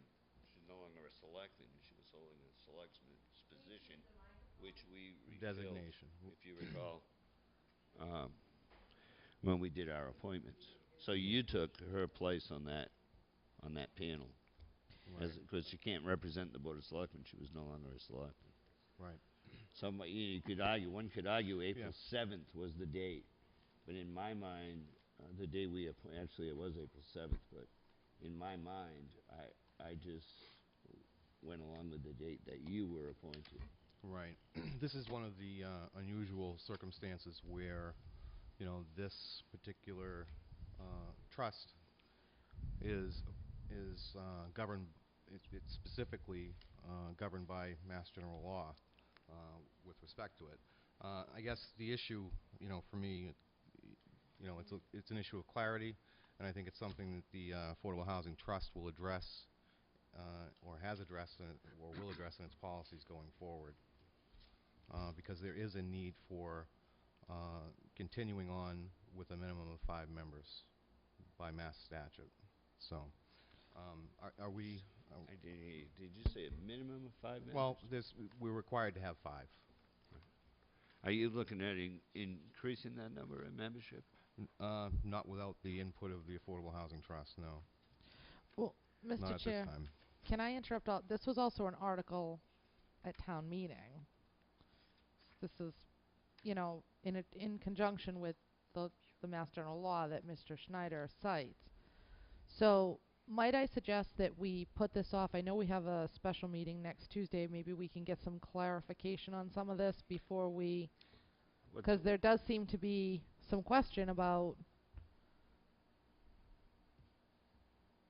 Okay, I'm sorry, Mr. Chair, through you to Mr. Schneider, I guess. What were your questions again? I didn't. There's no question. There was a statement that, you know, that was the opinion of the committee.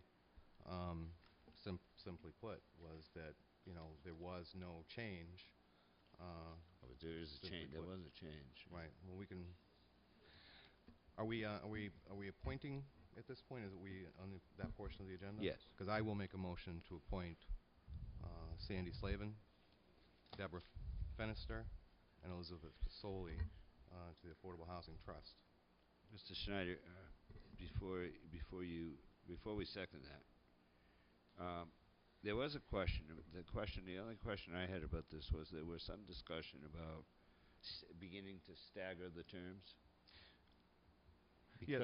Because this was a newly appointed board. I think it was about 18 months ago, and everybody's term expires, with the exception of the selectman member, at the same time. Did you address that at all? The committee did discuss that. We felt that it would be better to address it going forward because in order to keep some continuity with this committee where it's newly established and it has worked extensively to adopt policies and procedures, and it has been working extensively to put some very good programs together. So we would like to keep the continuity, at least during this term, going forward, and not stagger the terms until the next time.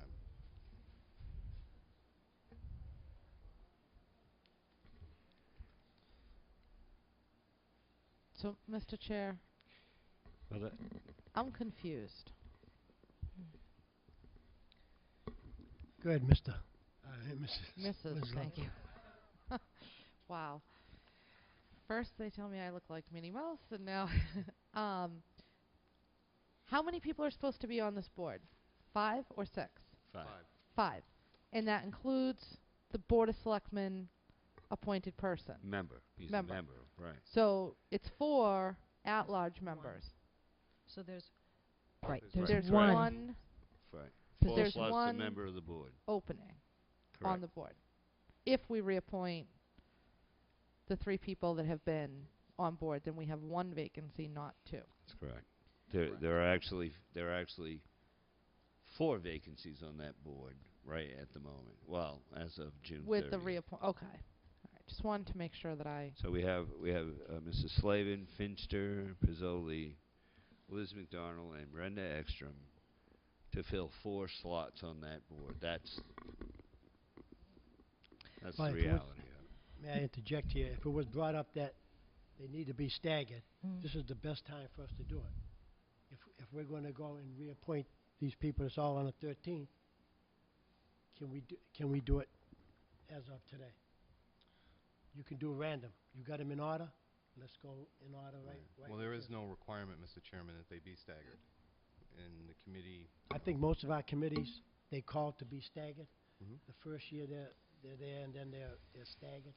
So if there was a misinterpretation or whatever, because most of the committees that we have, they say the first year, and then they get staggered one after another. So we have 3 people up here for reappointment.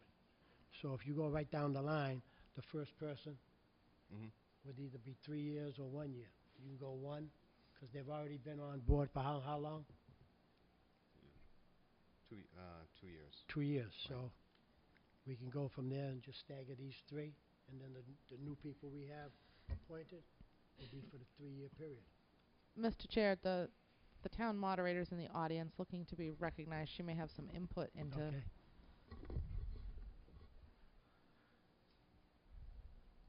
If my memory serves me correctly, this was a board that was established by town meeting several years ago, And if I remember the article, there were several provisions to the article.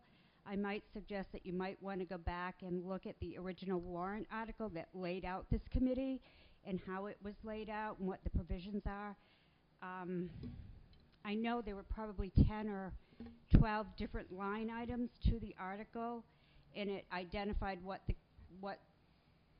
committee, how it would be set up, what guidelines it would follow and everything. So it might be worthwhile to go back and look at that warrant article, because this is not something that was enacted just recently. This was a committee that was established by town meeting several years ago. 2006.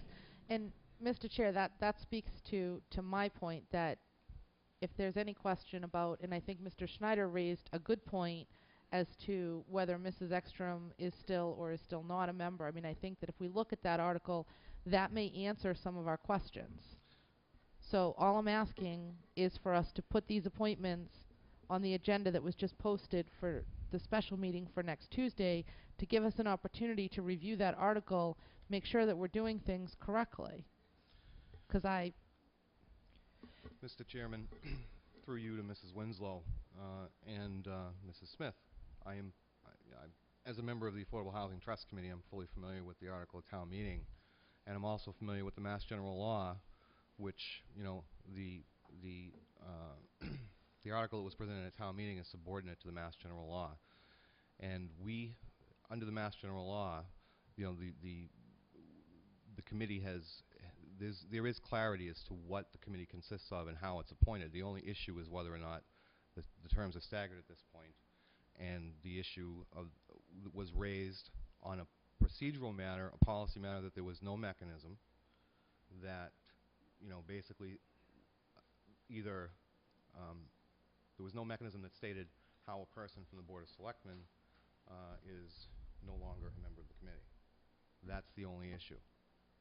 And That's a very simple answer. Right. So if you're not a selectman, you can't be a member of the. You can't be the member from the Board of Selectmen if you're not a member of the Board of the member of the Board. You can't be the designated representative. Right. But if you're appointed by the Board of Selectmen to serve on the committee, and you're no longer a selectman, If you're appointed. right? Well, it should. The difference between your appointment as a member of this board. And in I my think, mind, excuse me, but I think it's stated in the charter or the bylaws that if you are selectman, once you relinquish that, Yeah. you relinquish your position on the board. Right. And Well, for I'm not- clarification, we have attorney here. Yes. I'm glad you're still here. We'll have you check it instead of us arguing about it. Bring it back. We already put one committee off until the next meeting, so let's put this one off. Mr. Chairman, with all due respect, you know, we're meeting twice a month. Right, we are. We're falling behind on the workload. You know, we're trying to make appointments here. These are people who have been serving on this committee and have done a very good job. The question was raised in relation to one particular member on whether or not she was still a member. Right. She was here to be interviewed tonight. So whether or not, you know, my point is, you know, it's not an issue because she wants to participate on the committee, and she has come forward as an applicant as well on the off chance that the Board of Selectmen did not agree with the committee's decision. I see no reason not to move forward with the appointments. I'm not raising that. Excuse me, Mr. Holmes. I think this is more than just one person. It's more than just that, because we are also talking about the expiration date for all the reappointments. Mm-hmm. So for that, I'm saying that we hold this off until the next meeting. We already did it for CETA. Mr. Chairman, you know, I appreciate what you're saying, but these items are going to continue to pile up, and I have a motion on the floor, and I would like to proceed and make the appointments. You know, So your motion again was a blanketed motion for all three? For all three. Was there seconded? I'll second the discussion. Mr. Discussion, Chair? go ahead. Mr. Holmes? Yeah, my only question is on the whole thing, and it's only because I prefer to see something like this happen, is I thought we'd go down the list, they were all appointed at the same time, and start to stagger the terms. That's my only, because if you end up in 2013, we don't know what's going to happen 2 years from now, Mr. Schneider. Those people decide not to deal with this anymore. They're fed up, and then next thing you know, we have an important board with no members, and then we have, except for the No, the your point is select board. your point is well taken. My question is not about the membership. I'm pretty sure she's not a member, but she's applied for membership to the committee. You can't be a member of a board as a selectman. My only question is, and it's not a question we can deal with it just by making the term and say, the first person is appointed through 012, the second person is appointed to 013, and so on and so forth. And the staggering issue is taken care of. Mr. Chair? That's my only question, Mike, Mrs. down the Bacon. road, is you could have the entire board. No, your point is well taken, Mr. Holmes, and I think that I was pretty clear that the question was only a question that the committee had. I wasn't arguing, for one way or the other whether or not Mrs. Ekstrom at this point is still a member of the committee. The board has, clearly conveyed its sentiment, and as far as the staggering of the appointments, I think that that issue has also been conveyed.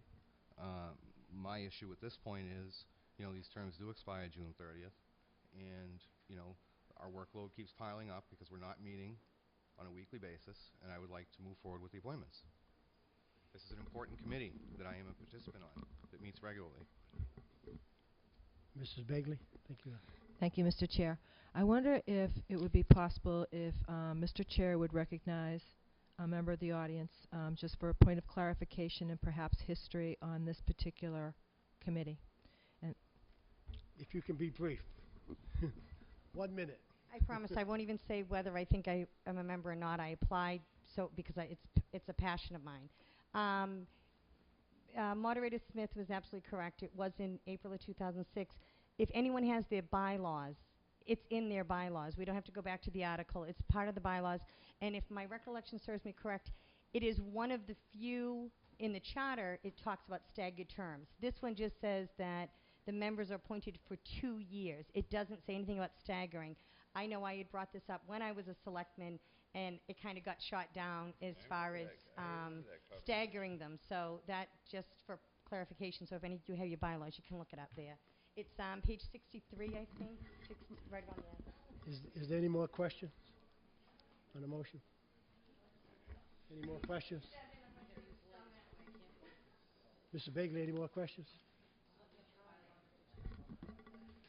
Mr. Chair, at this time, oh, Mike, That- Kara, oh, can you you had wait a and take a motion. vote on this? You had a motion. No, What was- we need all. Okay, the motion by Mr. Snyder. Repeat it.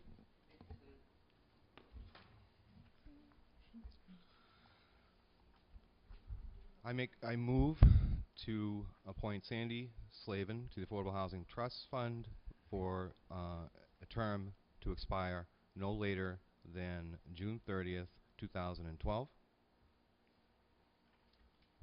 Second. I move to appoint Deborah Finister to the Affordable Housing Trust Fund for a term. No, we have to vote on each one, don't we? That's it. Well, he was going to do a blanket vote. I don't think. Oh. Okay. We can do them one by one. Doesn't. Yes, I think it would be better if we did Okay. one by one. But I think we need clarification. I'm looking. Because right now, I'm looking. right now we're going for 2013. And there's I'm been a question looking. on it. I'm And so looking. You know, you were talking about workload. Right now, this is what's causing the workload. When we have a backup like this that's holding up. We should have had it prior to this, like the last speaker said. It was brought up when they were on the board, and we haven't done anything with it. So we need to do it. And I'm going to repeat myself. We put Cedar off for another week. I think we put this off for another week, and then we go from there. Do I hear a motion to put it off? Or, well, he has a motion for all three, so. I think, Mr. Chair, I think Selectman Schneider was in the middle of making his motion. I'm We get looking. it. I'm When looking. is the next meeting?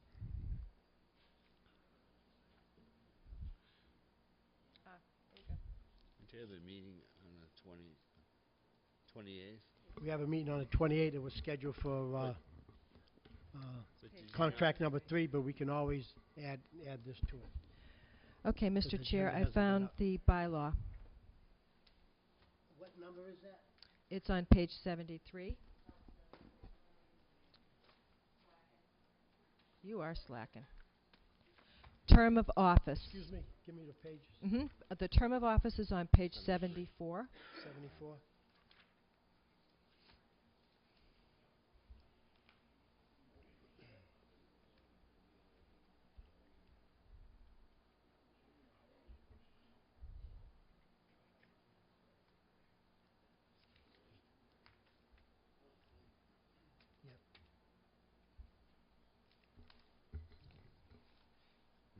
Would you like someone to read the provision, Mr. Chairman? If you do, and the same thing as what I need to do, what we need to do is check the standard for committees to make sure that committees aren't staggered. Because if there is a provision that calls for all committees to be staggered, then it would apply. This is a committee. and it would apply. He was about to deal with that in his motion. If we had let him finish, he would have staggered the committee and done the reappointments Oh, you all, are staggering them. Okay. all at the same time.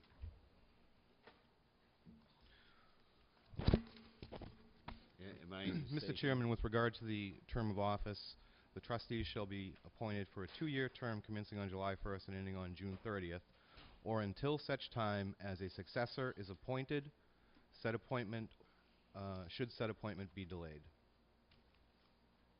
Now I will continue with my motion.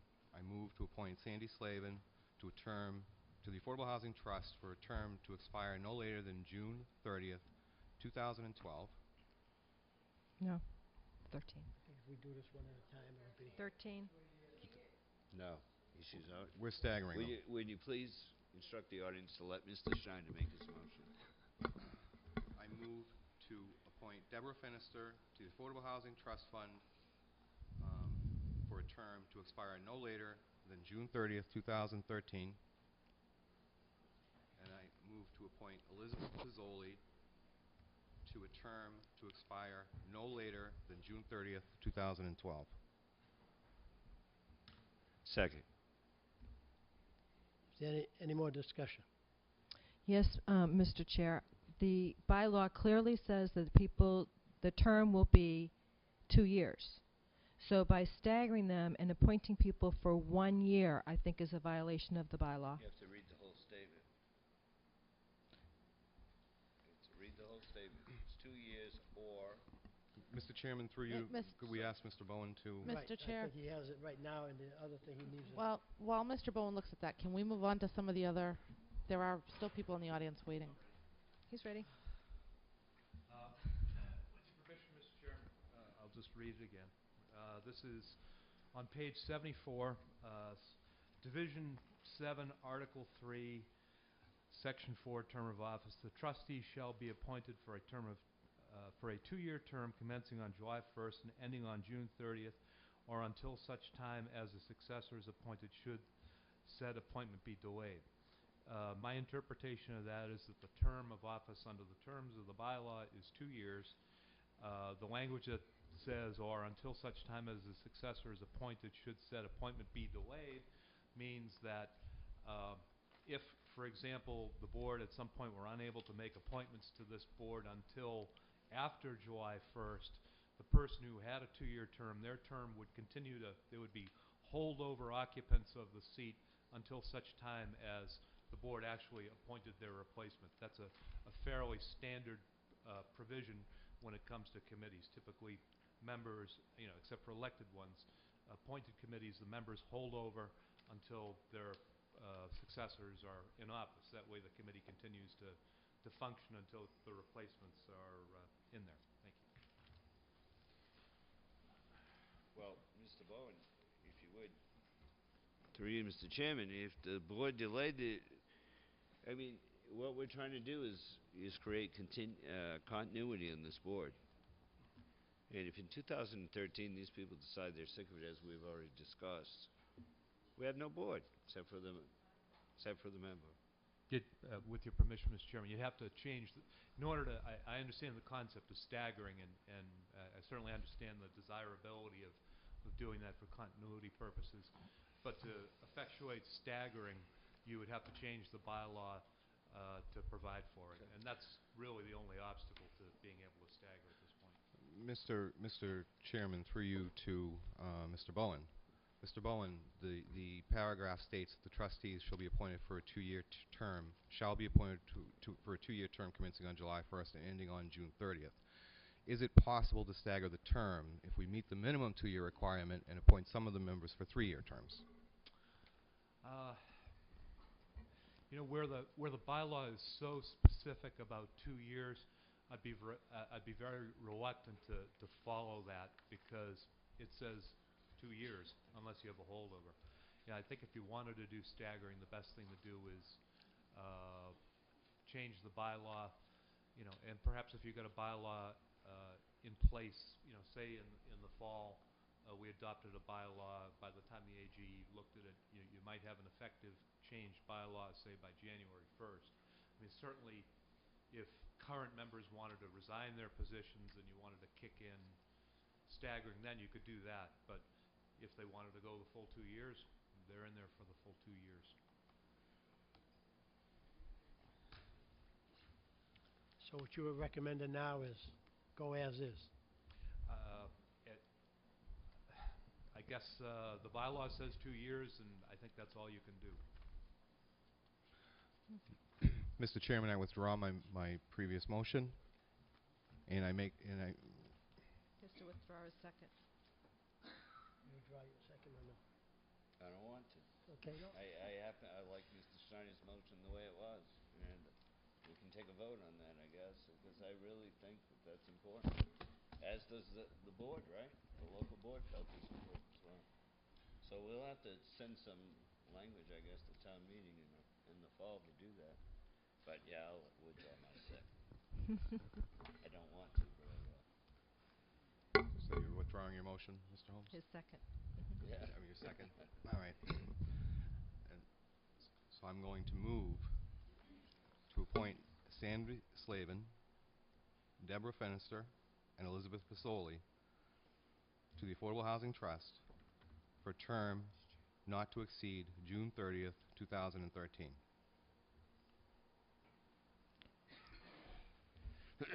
Second. Is there any more discussion? All in favor? To expire. That's okay. Go ahead. I think he already said to expire. Aye. Aye. Mr. Holmes? I missed that, but did we do something wrong? No. To expire? Term to expire? Mm-hmm. It's all 213. So we got There's a 500. motion on the phone and a vote was called for. 500, is that correct? Anybody opposed? I'm abstaining. Abstain. 401? No, I'm abstaining. You're You're abstaining? abstaining? Yeah, you got three, right? 302?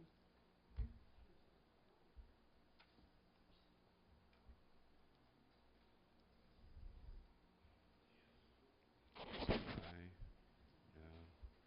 Abstain. 2. All right.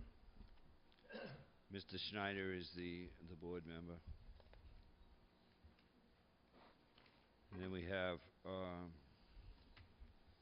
two people who have applied. We have Liz McDonald and Brenda Ekstrom. Both have been interviewed by the Board of Selectmen. Mrs. Ekstrom was interviewed by the local board. Mrs. McDonald was not. I think there were some email exchanges back and forth in regards to that. Mr. Chair, I'd like to make a motion to appoint Brenda Ekstrom to the Affordable Housing Trust Fund to a term to expire no later than June 30th, 2013. Second. Motion made and second. Any discussion? I think I'd just like to make a couple of comments for the very same reasons we talked about earlier. I think that the institutional memory that's needed on this board, Mrs. Ekstrom has clearly demonstrated her institutional memory and her knowledge of affordable housing in the town of Wareham. And she is also been a regular attendee of the meetings. She's thoroughly familiar with what has gone on. She's the recommendation of the committee. And I think that for continuity and institutional memory, I think that she would make a fine addition or fine continuance of the, as a member of the Affordable Housing Trust. Any other questions? There's a motion on the floor. All in favor? Aye. Aye. I'm abstaining. Abstain again? Yes. I just think there's too many issues with this to deal with it tonight, and I don't feel comfortable. I'm sorry, Carrie. I know. Don't worry about it. I'm abstaining. Now, okay. I'm abstaining. You're abstaining as well? Yes. The board votes. If there's a tie, I vote to break the tie. So what's the vote? So I vote aye. 302? 302. And what was, how many vacancies? There was only one vacancy? None. That's it.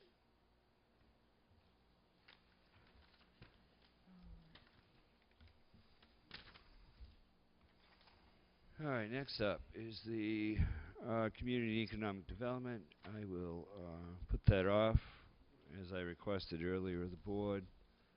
The next group is the Clean Water Committee. Clean Water. I got it. I just want to make sure I'm checking off my list at the same time. The Clean Water Committee, the board interviewed on 6/7, if you all recall, Mr. Leggett. The board decides to appoint Mr. Leggett. His term will expire no later than June 30th, 2014.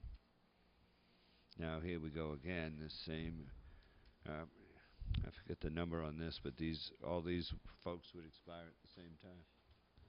I can't hear you, Mr. Holmes. Is it the air conditioner? We have the Clean Water Committee reappointments. We have Mr. Pasevich, and we have Ms. DeGrania. And we also have vacancies on this board, and Mr. Leggett interviewed before us on June 7th. Correct. I'd make a motion to reappoint Ed Pasevich and Roseanne DeGrania to a term to expire no later than June 30th, 2014. Second. Motion made and second. All right, who was the second? I Kara? seconded. Thanks, Kara. Any questions? Discussion? If there isn't any, take a vote. All in favor? Aye. All opposed? Unanimous? Any abstains? No. 500. Ties. I'm sorry? No. 500. I'd also make a motion to appoint Joe Leggett to a term to expire no later than June 30th, 2014. Second. Motion made and second. Kara? Steve?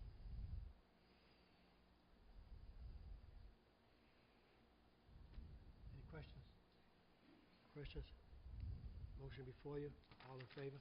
Aye. Aye. Abstain, Mr. Chairman. Aye. Three. 500. Zero. Clean No, Water three. Committee. Thank you. 302. 302. Yep.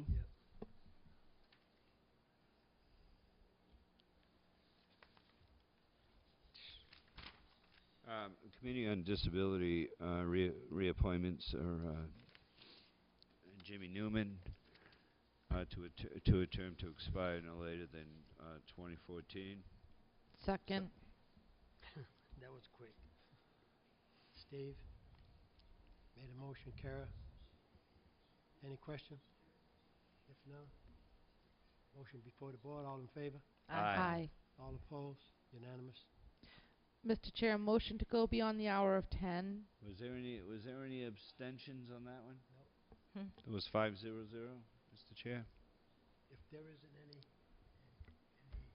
vote taken, a non-vote taken is considered a vote. Yeah, no, I was just verifying for the record. And I would also make a Second. motion to Which one was this? I'm seconding Kara's motion to go beyond the hour of 10, Mr. Chair. Motion made to go beyond 10. Aye. All in favor? Aye. All opposed? to appoint Patricia Pianzarino. Pianzarino. Right? To a term to expire no later than June 30th. She was interviewed by the board as well on June 7th. Second. Motion made, Steve. Kara, second. No questions? Motion on the floor. All in favor? Aye. All opposed? Unanimous? 500.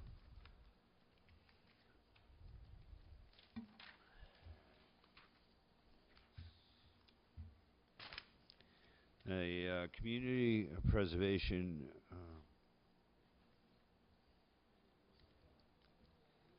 Community Preservation Committee. We have two individuals for reappointment: Nancy Miller and Sherby Worthen. I make a motion to reappoint both ladies to a term to expire no later than June 30th, 2014. Second. For Motion made, discussion. Steve, second. For discussion. There were no other applicants, am I correct? This is not to cast dispersions on anyone. I'm just making it... If there were just other applicants, they would be. Exactly. So we have a few committees that there were no additional applicants, and then some committees that there were multiple, correct? Correct. But not this one. Thank you. So this is just reappointments, Mr. Holmes, correct? That's correct. Motion made and second. No discussion? If not, vote be taken. All in favor? Aye. Aye. All opposed? Unanimous?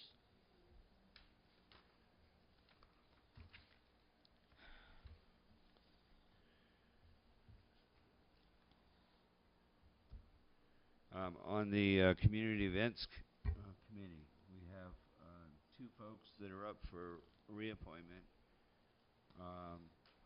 And we have one person who the board interviewed on June 7th. There are no vacancies on this board at this time. So there are three people who have applied. Two are existing, looking to be reappointed, and one person is looking to get on the board. But you said there aren't any vacancies. There are no vacancies, but we had one person apply, and you interviewed them on June 7th. Well, Mr. Chair, to clarify, there are two openings, and the two individuals that currently hold those seats have applied for reappointment. Correct. But we also had Mr. Monahan come in and apply and express an interest in this committee. That's correct. Mr. Chair, my question is this. We're going to have these situations. We have other committees that people want to be reappointed, so there won't be any vacancies. Is there anything to prevent a citizen from going and actually participating? They certainly may not have a vote, but they may have a voice if recognized by the chair by these committees and be able to have valuable input. There's certainly nothing to prevent someone from being an active participant. They may not have a vote. They're public meetings. So that would be true for any of these committees. And should there be a vacancy as a result of a resignation, we certainly could notify a person that this board has already interviewed. Is that correct? That's correct. And not only that, Mr. once Chair. we're through with this process tonight, we will be updating all these lists, right? And so let's say that if someone applied, the board is full and they didn't get appointed, we're going to be sending them a letter or an email saying, hey, Steve, thanks for your interest. However, you weren't appointed for that committee. We do have openings on these 6 committees. Maybe you'd be interested in serving on one of those as well. So. Yeah, you are absolutely correct. There are no limitations. If they want to go, all these meetings are open meetings, so they can attend. Mr. Chair. Yes. But I think that what we're talking about here is one of the issues that we talked about during that workshop, and that is that whenever we have an issue of people applying for reappointment, we have a full committee and we have other members of the community that may want to step up to the plate. It's very difficult for us to sit here having only spoke with Mr. Monahan and not had a conversation with the other two that are up to really make an apples to apples comparison. I don't have an issue with any of the people that are on the committee, but all that I'm saying is for us to just reappoint people by virtue of reappointing them seems to be unfair to those that are expressing interest. For us to not reappoint people and not talk to them because we've just recently interviewed someone seems really unfair to the folks that are dedicating their time. Well, for this one particular committee, I've been not a liaison, but actual member. And these two people have been doing a great job. I'm not... Community events, it does a good job. And Mr. Monahan, when we interviewed him, knew that there wasn't any openings, and he was satisfied to be interviewed and to be put on the list, as Mr. Holmes has said earlier. If there's a vacancy, then he'll be on. He'll be up front. I'm not suggesting that the folks that are on the committee aren't doing a good job or that Mr. Monahan himself didn't understand the situation, but this was one of the reasons, and you yourself, Mr. Chair, at the time had brought this issue up. So I'd like for us to, because this is now the second or third committee that this has happened to, sometime in the near future, I think we should have a conversation about how to do this in the most fair and equitable way possible, because we don't want to discourage volunteers by just constantly reappointing the same people to boards, but at the same time we don't want to punish volunteers by unappointing them to appoint new people. Right. And the only other way to get away from it, instead of doing a blanket reappointment, go through each one and we'll get it through. If you want them in, you want them in. If you don't, they're out. Mr. Chair, Do we have a motion? just one thing, and I know in the essence of time I'll be brief. I understand Selectman Winslow's concern, but I think that until that's a policy, that it's not anything that we can uphold. We can recommend, we can have guidelines, we can strongly recommend different things, but unfortunately, if we don't have a policy to support interviewing for reappointments, or we can certainly ask for recommendations from the chair of the committees about the reappointments, unless, of course, it's the chair that's going to be reappointed. But until we have a policy that supports that, I'm not sure it's anything we can enforce. And all I'm asking for, Mr. Chair, is that at some point in the future, and I know that we're only meeting every other week, and I know there's a lot of work, but at some point in the future, I'd like us to sit down and revisit the issue of what's really amounting to automatic reappointments.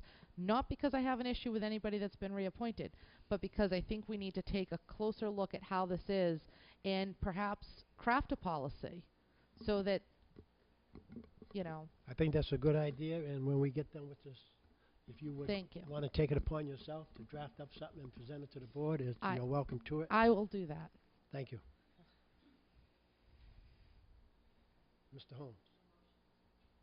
Want to do it individually so we can satisfy? Well, I was going to comment. I thought we were doing that individually, but I guess we can do it. Want to do it individually? Well, I'd make a motion that I know both of these ladies are doing a wonderful job. I'd make a motion Mr. Holmes, I can't hear you. I would make a motion to personally appoint Laurie Benson to a term to expire no later than 2014. Yeah, that sounds better. You were right up to the mic. You're right up to the mic. I'm sorry. I have to do the same thing. That's what, yeah, we're right. We're on Community Events Committee reappointments. Motion made. Second, Ellen. Any questions? No questions. Vote presented. All in favor? Aye. Aye. Aye. All opposed? Unanimous? I would make a motion to appoint Linda Gay as well to a term to expire no later than June 30th, 2014. Second. Motion made, seconded by Mr. Snyder. No questions, all in favor? Aye. Aye. All opposed? Unanimous?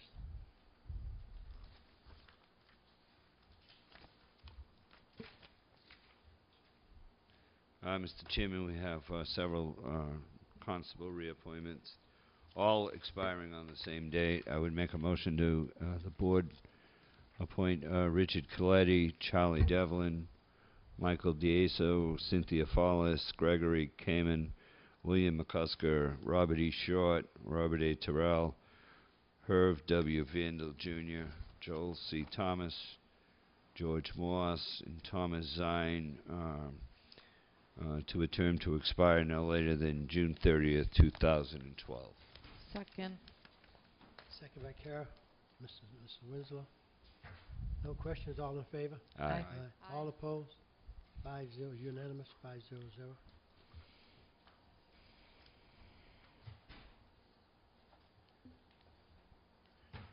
Next up, we have two appointments to the Historic Commission with no additional requests. I would make a motion to reappoint Nancy Miller and Carol McMorrow to a term to expire no later than June 30th, 2014. Motion made. Second. Second. Second by Ellen. It's McMorrow. No questions? What's the board, all in favor? Aye. Aye. All opposed? Unanimous, 5-0-0.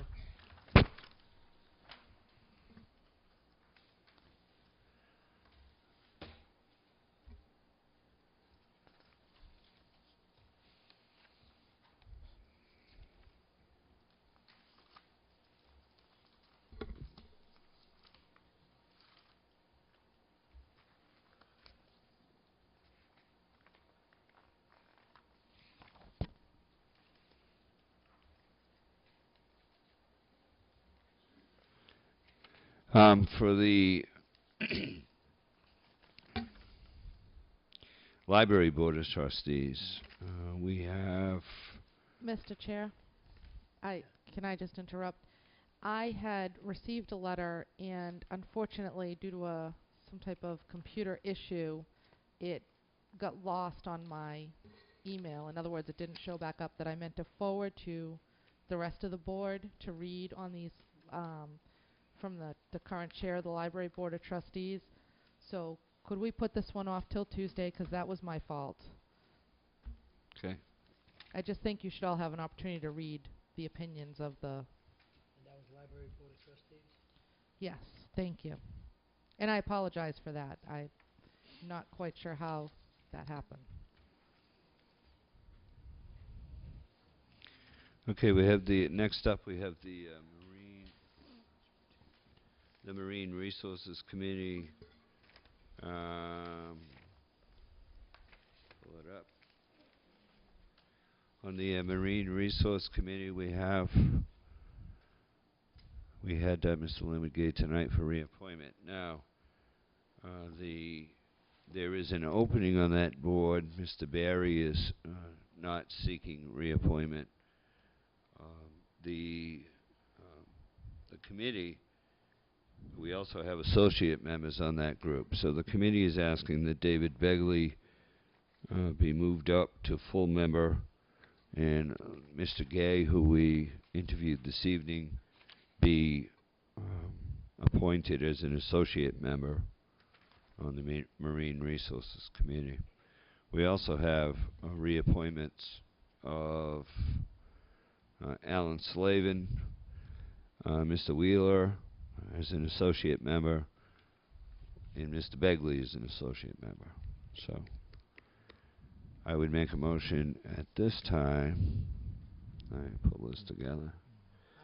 I have one question, since I don't have a application from Mr. Bagley, and since he's here, is he willing to step up to that position?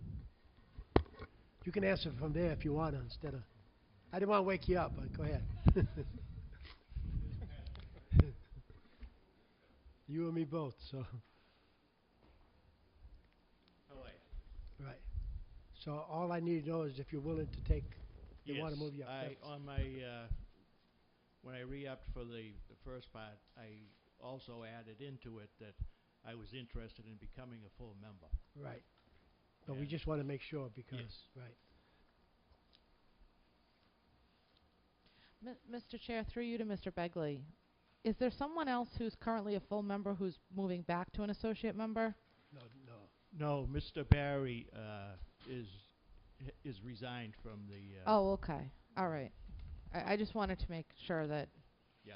So my moving up would open up another Associate. an associate Okay. position. Thank you.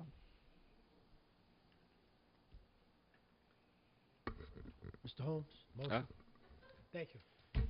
Mr. Chairman, Wake I up, would Mr. Holmes. suggest, if with all due respect, Mr. Chairman, I would suggest you refrain from doing that again if there's anybody else in the audience.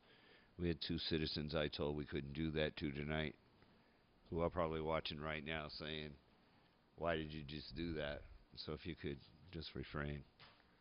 I would make a motion first to appoint Alan Slavin for reappointment to the Marine Resources Commission for a term to expire no later than June 30th. Second. Motion made and seconded. Any questions? No questions? Motion on the floor. All in favor? Aye. Aye. All opposed? 500. I make a motion that we appoint David Begley to a full member on the Marine Resource Commission to a term to expire no later than June 30th. Second. Motion seconded by Kara. Didn't we just do Questions? Mr. Begley? Any questions? No. No questions? Motion on the floor. All in favor? Aye. Aye. All opposed? Unanimous. 500. I abstain. Mrs. Chairman. Begley abstained. 4-0. Who did we appoint first? Alan Slavin. Alan, okay. To reappointment. And then I would make a motion, Mr. Chair, to appoint Linwood Gay as an associate member of the Marine Resources Commission to expire no later than June 30th, 2014. Second. Motion made, seconded by Mr. Snyder. No questions? Motion on the floor. All in favor? Aye. Aye. All opposed? 500. Did you miss Mr. Wheeler? What was that? Did we miss Mr. Wheeler? Yes. Mr. Holmes, Mr. Wheeler. Mr. Chair, through you to Mr. Holmes. Did we miss Mr. Wheeler? Oh, my God. Yes. I thought he was on the list of associate members. And, of course, to reappoint Dick Wheeler to a term to expire no later than June 30th, 2014. As an Second. associate member? As an associate member, and my apologies. Second. Second by Mr. Snyder. No questions? Motion on the floor. All in favor? Aye. Aye. All opposed? 500. Sorry, Dick. I should put these back on.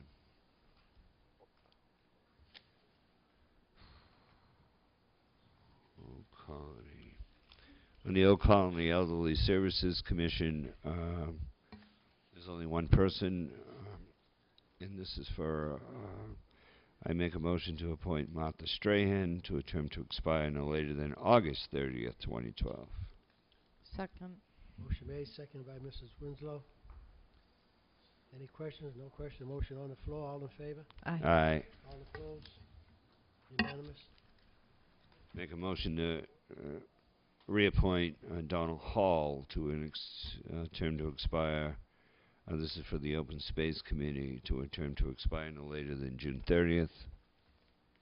Second. Second by Mr. Snyder. No question. The year 2014? Correct. Any other questions on the floor? No other question. Motion on the floor. All in favor? Aye. Aye. All opposed? Unanimous.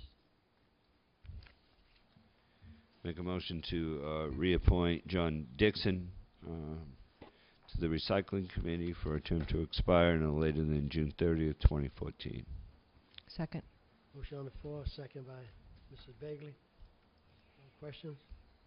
Motion on the floor. Vote taken. All in favor? Aye. Aye. All opposed? Unanimous. Same dates. I would make a motion to reappoint Sylvia Armerson, Audrey Carter, and Jackson Gilman to a term to expire no later than June 30th, 2014 to the Wareham Cultural Council. Second. Motion made, second by Mrs. Winslow. No questions? Motion on the floor. All in favor? Aye. All opposed? Unanimous? Mr. Chair, did we get the Conservation Committee? Who? Where? Conservation, Mr. Conservation Commission? Commission. Let me go back. No.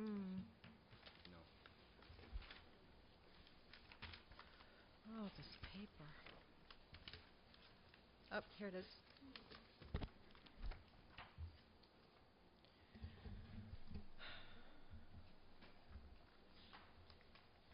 Oh, see, I was going by the agenda, so.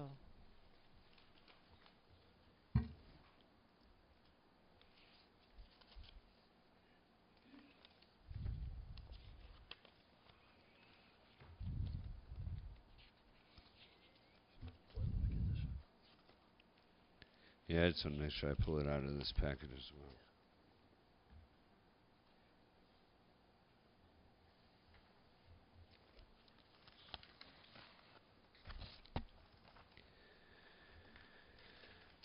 Okay, the Conservation Commission.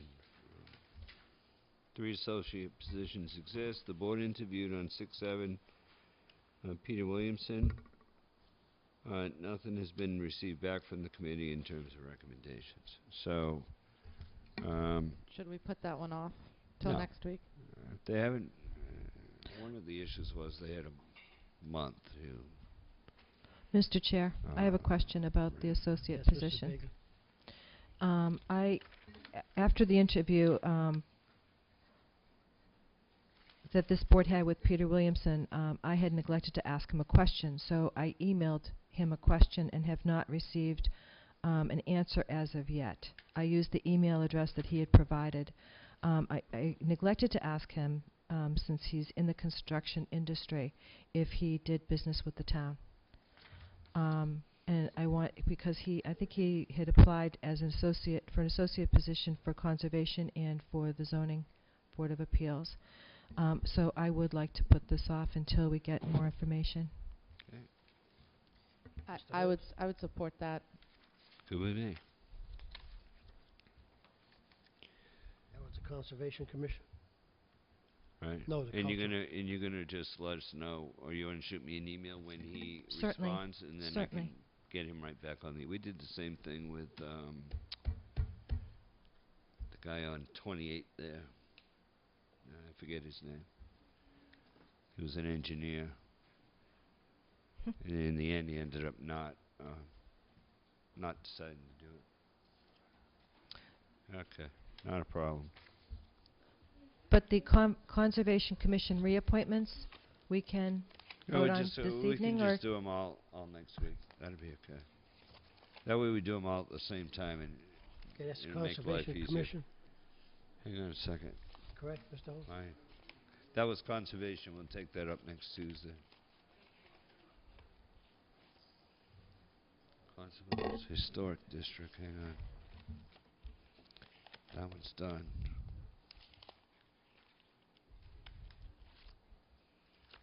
Hey. Mr. Chair, Done, just while done. Mr. Holmes is looking for that, Oh, here just we as a go. practical matter, the Mr. Leggett's file did not come Colonies over in done. the town administrator's Open folder, so space. we'll have to sign his paperwork Recycling next done. week or when we stop in the Land office. culture done. With all these files, zoning it's a board wonder of- it's only one. Are you still? Are you talking? I'm sorry. I'm just gonna keep talking, Steve, until this Okay. ends. Till the cows come home. That works for me.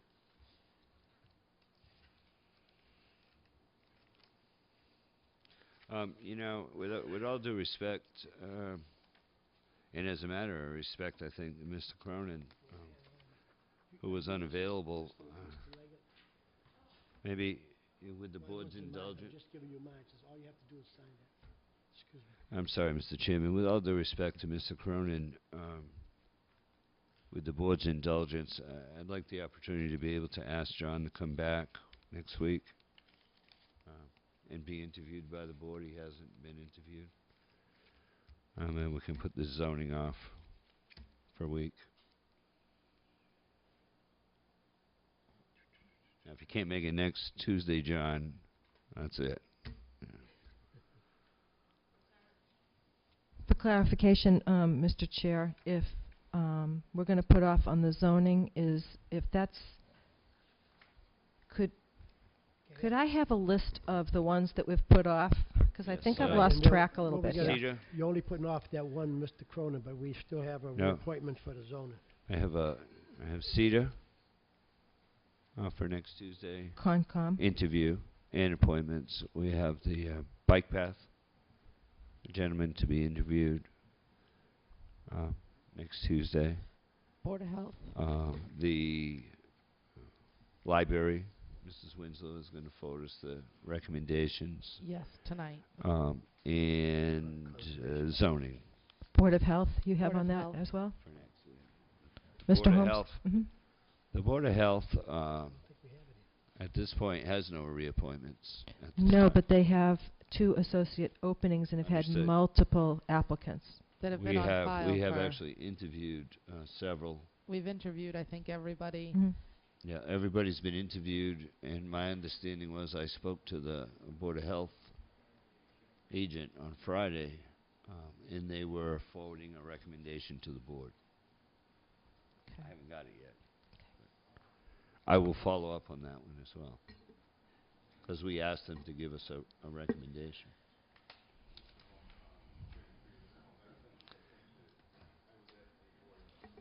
I was at a Board of Health meeting. I don't believe that we've seen all of the applicants come forward to the Board of Selectmen. Well, we forwarded those. It's been quite a while now. Okay. And maybe I think it was even before. Some of them were before April that we interviewed. I'd like to just I'd like to double check. Yeah, and make and sure. let's just have Janet go over for the Board of Health and have them ready for the next. In the meeting. conservation. Correct. So there's Commission guy. CETA, Conservation Commission, Bike Path, ZBA, Board of Health, and Library. Right. Well, we're going So how many you have? Just to make sure. 6.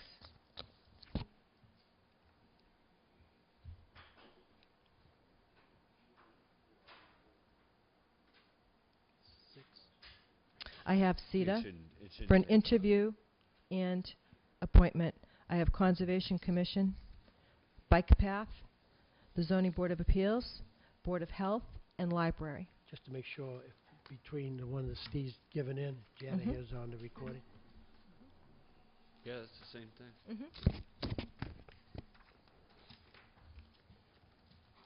Now, you do have a reappointment. Now, you're putting the zoning board off. You do have a reappointment for the zoning board. Do you want to do that? Get that up?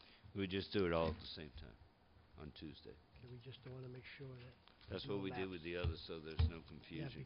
because he is the chairman.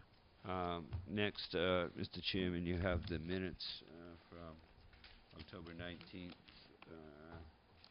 2010. That's it for the others. Now, is there anybody I missed who was here for an appointment, just to make sure? Oh, they're all. He's all set. He's all. Yeah. No, Right, they're yeah. all set. Yeah. Anybody else? Thanks. Anybody else who expected to be appointed and wasn't? Showed up for an interview and wasn't? Thank you. Well, we did okay.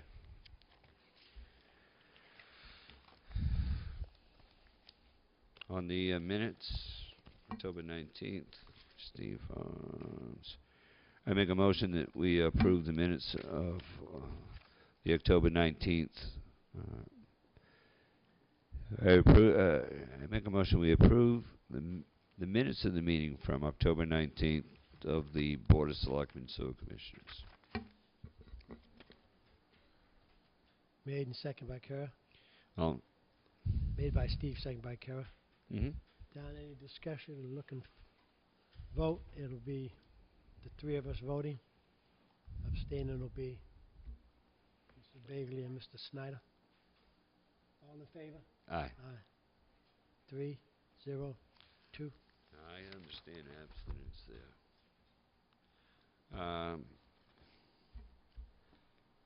The next group is the January 25th meeting. Mr. Chairman, I make a motion that we accept the minutes of January 25th of the minutes of the Board of Selectmen Sewer Commissioners meeting. Motion made. Second, Kara.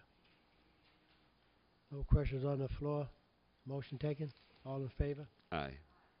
302. You know, it's funny we just approved those minutes, right? 302. In the minutes, it was the night that Mr. Smith came and gave us that presentation on the bike path. I always thought he was a On the he report, was a the member town, of that. on the agenda, town administrator's report was going to be put off. We'll go into town business. Extension of CDM contract. I think that's been put off. Right, until next week. We'll have that, the 28th meeting. Okay, the discussion, no parking sign at Pond Street. Mr. Gifford? Why didn't you just put the stop sign up?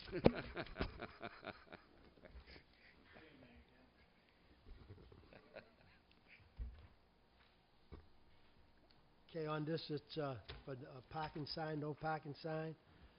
And I think it's in front of you, ladies and gentlemen. It was recommended no parking on the northerly side of Beach Street, and we'll have a discussion with Mr. Gifford, because there's two on one decides no parking on either side, and that was by the chief of police, his designated Sergeant Park. Yeah, if I could just briefly explain. I was Yes. asked to look at the intersection of Pond Street and Beach Street because they had trouble getting down there with an ambulance because of a vehicle being parked there. So that's what I did, and I recommended no parking from Pond Street to Circle Drive or to the corner. But the street that runs parallel with that, which is Roby Street, is posted no parking either side. They're both 18 feet wide. Pond Street is 14 feet wide. So either way, I realize why Roby Street is no parking on either side, because there's a lot of retaining walls there. They're all close to the road, so you really can't get off the road.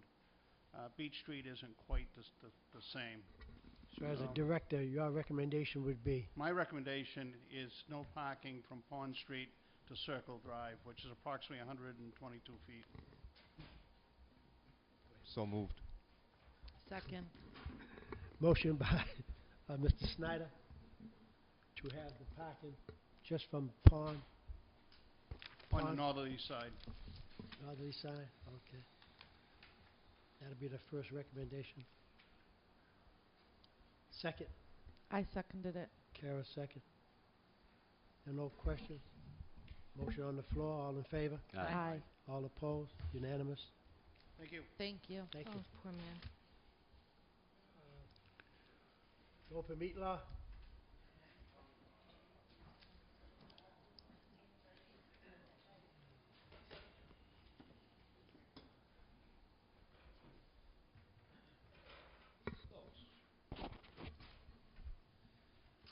You're not on overtime, are you?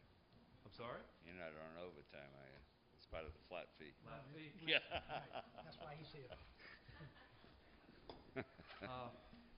Mr. Chairman, you had asked me to put together a presentation on the open meeting law on the question of email communications. So I have a draft opinion which, if you would desire afterwards, I can circulate to the board so that you have it. Email communication and the open meeting law is a very sensitive topic. It wasn't a problem 20 years ago because the technology didn't exist.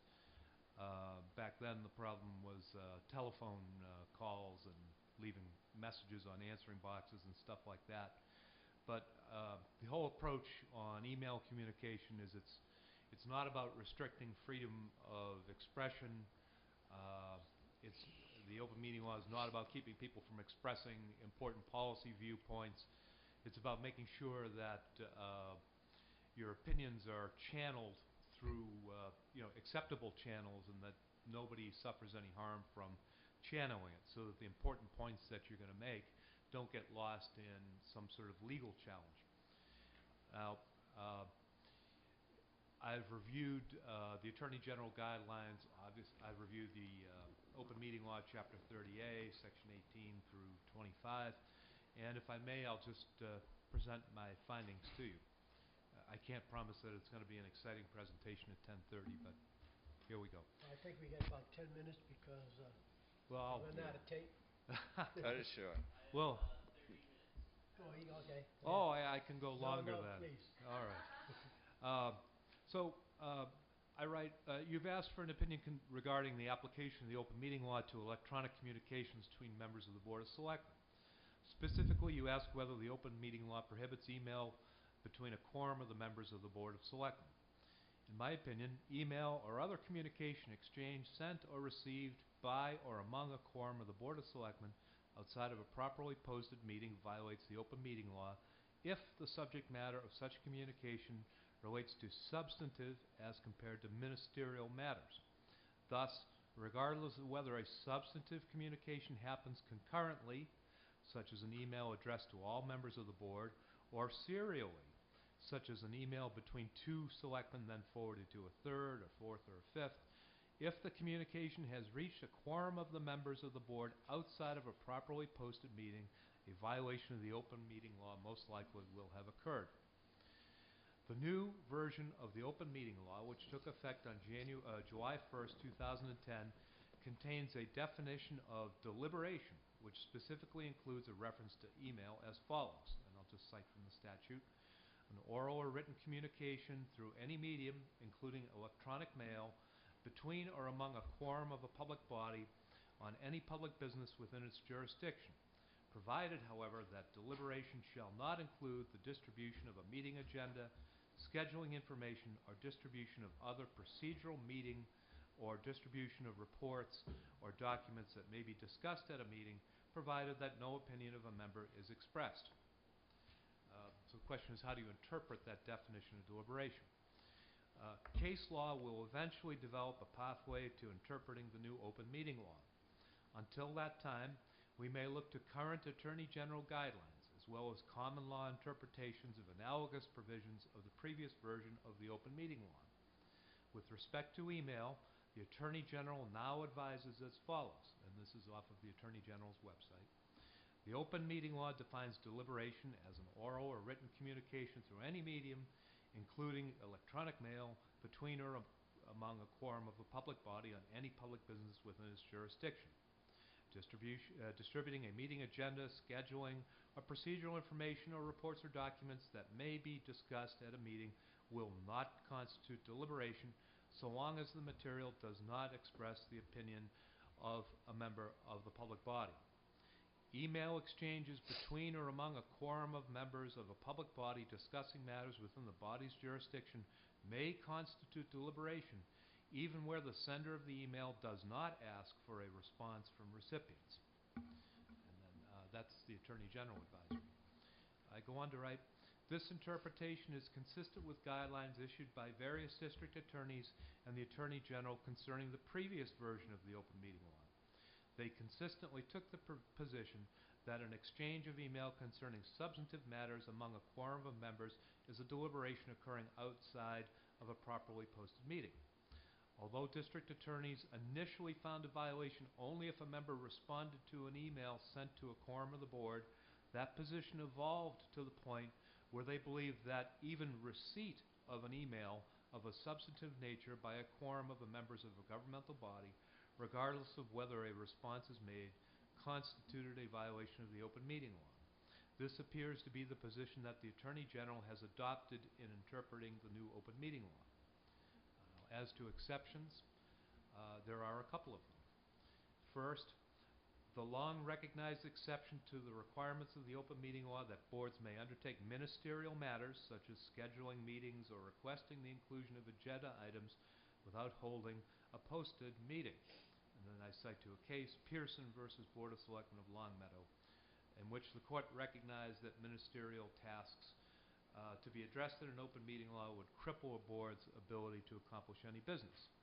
The court stated, even assuming that the decisions to cancel a public meeting and call for and attend a private meeting were made, and those were the facts of that particular case, were made by a majority of the board, to require such ministerial acts as scheduling or canceling meetings to be decided in open meetings not only would be impractical, but also would put burdens on public servants not imposed by or within the purpose of the statute. To mandate a public meeting for each procedural or housekeeping decision would severely hamper a board's ability to perform its duties. Reflecting this history, and then this is my commentary, reflecting this history, the definition of deliberation of the new open meeting law now provides explicit direction to governmental bodies concerning the permitted use of email for scheduling, agenda items, and other ministerial matters. There's an additional exception. Emails to the entire board from a person not on the board, such as the town administrator, town council, or other staff, do not violate the open meeting law. However, the risk exists that in response to such an email, a board member might inadvertently push reply to all, thereby creating a violation of the open meeting law. Thus, each board member must act warily and exercise great caution when receiving any emails of an official nature. So, in conclusion, communications by members of governmental bodies outside of properly posted open meetings by email can create a risk of violation of the open meeting law. And just as a practical example, if you see communications that contain phrases in them like, and these would be, should send off red flags, you know, what do you think about? Or please get back to me about? Or I think that? Or why don't we try to do thus and so? When those types of phrases get used in an email, you're probably beginning to venture into dangerous waters. So, to the extent that the board uses email for scheduling or other ministerial purposes, care should be taken to ensure that no substantive matters are addressed. Litigation challenging decisions of boards often include open meeting law and due process counts, which can distract the court from the actual matters at issue, and it makes it harder to defend the board's position. To protect the board from such claims, the work of the board should take place at properly posted meetings, and to the extent possible, any outside discussion should be avoided. I recommend that the board limit its use of email to ministerial matters such as scheduling and agenda requests. I recommend further that board members refrain from including in any emails any opinions, impressions, or experiences that may inform or give context to such requests as, for example, inclusion of such additional information may cause a violation of the open meeting law even when no response is sent. And so the Attorney General has adopted, in summary, the position that the district attorneys evolved over time, which was even if you send an email out to everyone and no one responds, and if that email is not limited to ministerial matters or scheduling and so forth, you run the risk of being found in violation of the open meeting law. Thank you. Any questions from the board? And I'll be happy to put this on letterhead and forward. Okay. Well, yeah, Mr. Chairman, you know, I think very briefly, Rich, the daily emails now seem to me that they would be a violation of the open meeting law. You don't get them every day like we do, but there are many matters that are in these packets that are mailed to us in a PDF file every day. Certainly more in violation of the open meeting law than anything I've seen from other board members or the town administrator. Well, I haven't come to. You don't see those. Yeah, I don't see them, and you know, in fairness to everyone present, you know, I haven't come to sit in judgment on any particular communication. All I'm saying is that you have to be very careful. I believe the Attorney General says that, you know, for example, if somebody PDFs you a report,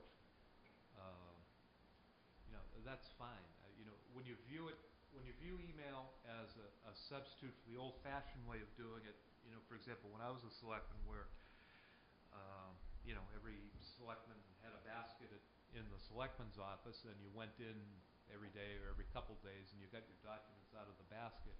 You know, if you're treating email as we'll call it a virtual basket, and you're just receiving stuff that would have been in the old days in a basket, you know, the AG seems to say that that's fine. But the risky thing is that you know, if you're in your own mind thinking about a particular problem that you're dealing with, and you're sending along your impressions of the problem to other board members, perhaps suggesting solutions. You're basically sending your own mental fact-finding. I'm trying to think of an appropriate way to put this. The AG is more likely than not going to take the position that by sending it, you're violating the open meeting law, and just by virtue of the fact that you're on the board and that you've received it, even if you weren't expecting it,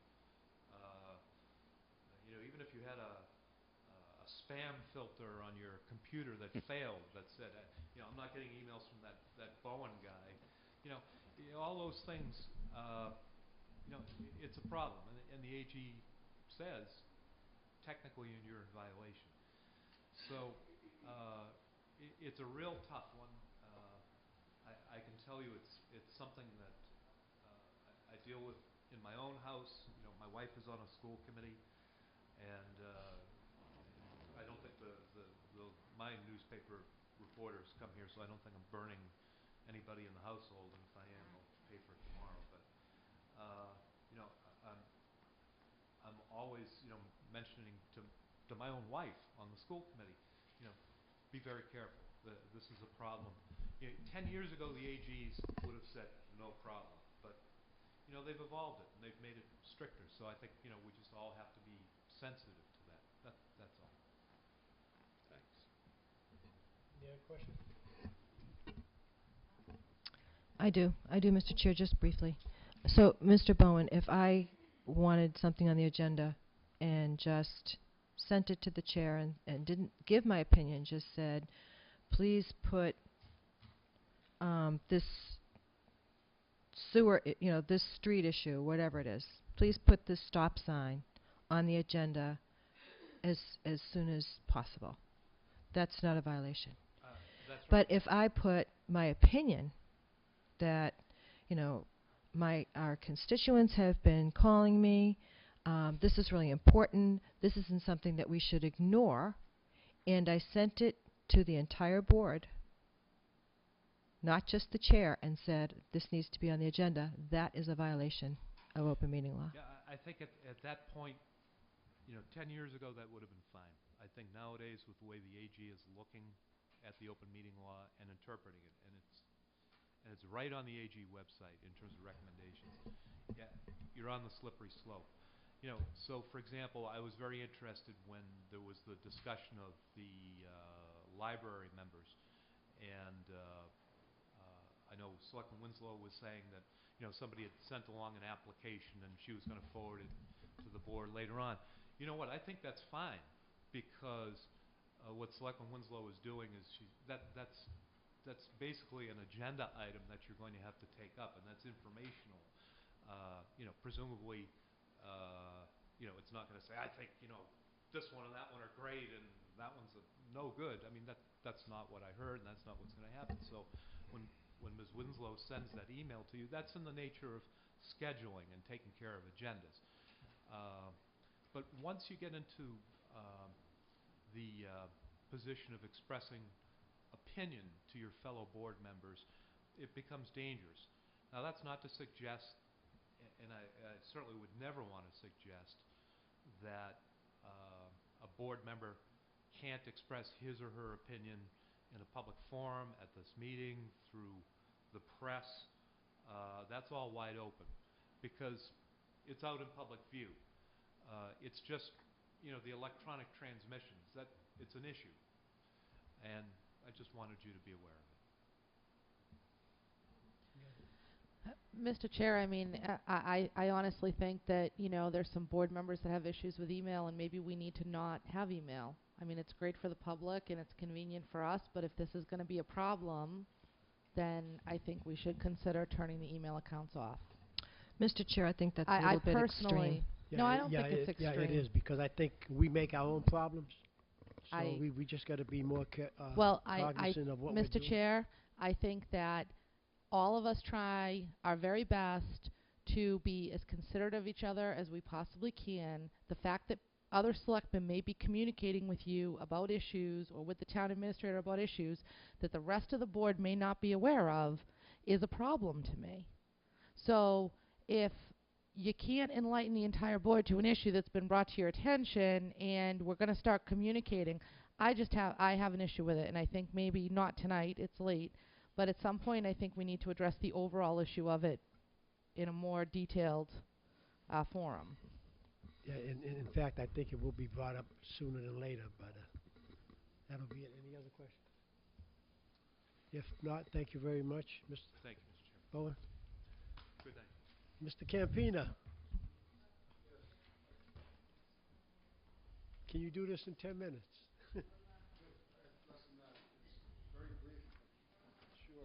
This was the easy one, right? We just wanted the shut-off date. Yes, this was the shut-off, and all you needed was the letter from the Onset Water Department stating that the parking lot at Dunkin' Donuts was officially shut off, and that letter is there, so the abatement can be applied. And this was shut off on October 10th of 2009? Yes. So 10/10 of 2010 was 1 full year. Yes. So they're due 8 months. Well, the amount they were due back was $298 for the second half billing. Okay. That's what they're getting back, and it was just a little bit of housekeeping, so that was pretty straightforward. Okay, that's account number 738-206. 738-206, correct. And your recommendation is? Is to the abatement for $298. We should give them the abatement, absolutely. I'm looking to the board. So moved. So move on Article 738-206. I need a second. Second. Second. Kara made a motion. Second by Ellen. Any questions? Motion on the floor. All in favor? Aye. Aye. All opposed? Unanimous decision.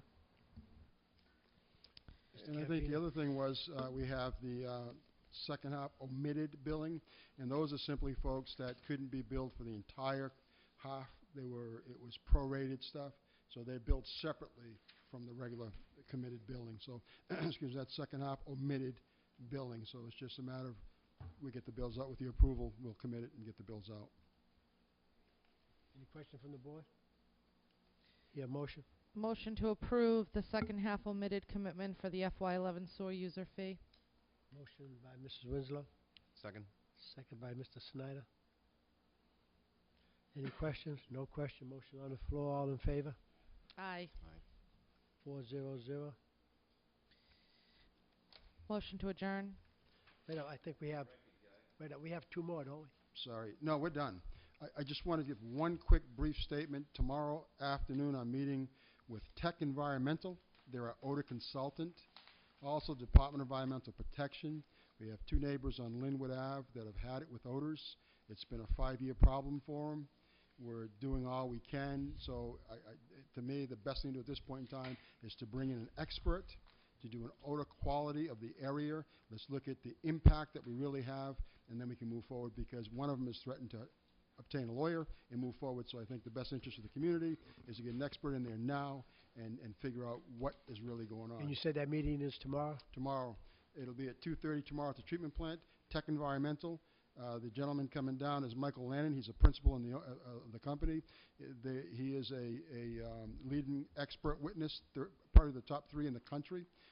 Very good company. I've taken some of his courses. He's well-versed, knowledgeable, and so he's going to tour the plant, tour the neighborhoods, make some solid recommendations, address the concerns of the neighborhood, and we'll move forward and we'll mitigate the situation and try to nip it in the bud before it progresses any further into the summer.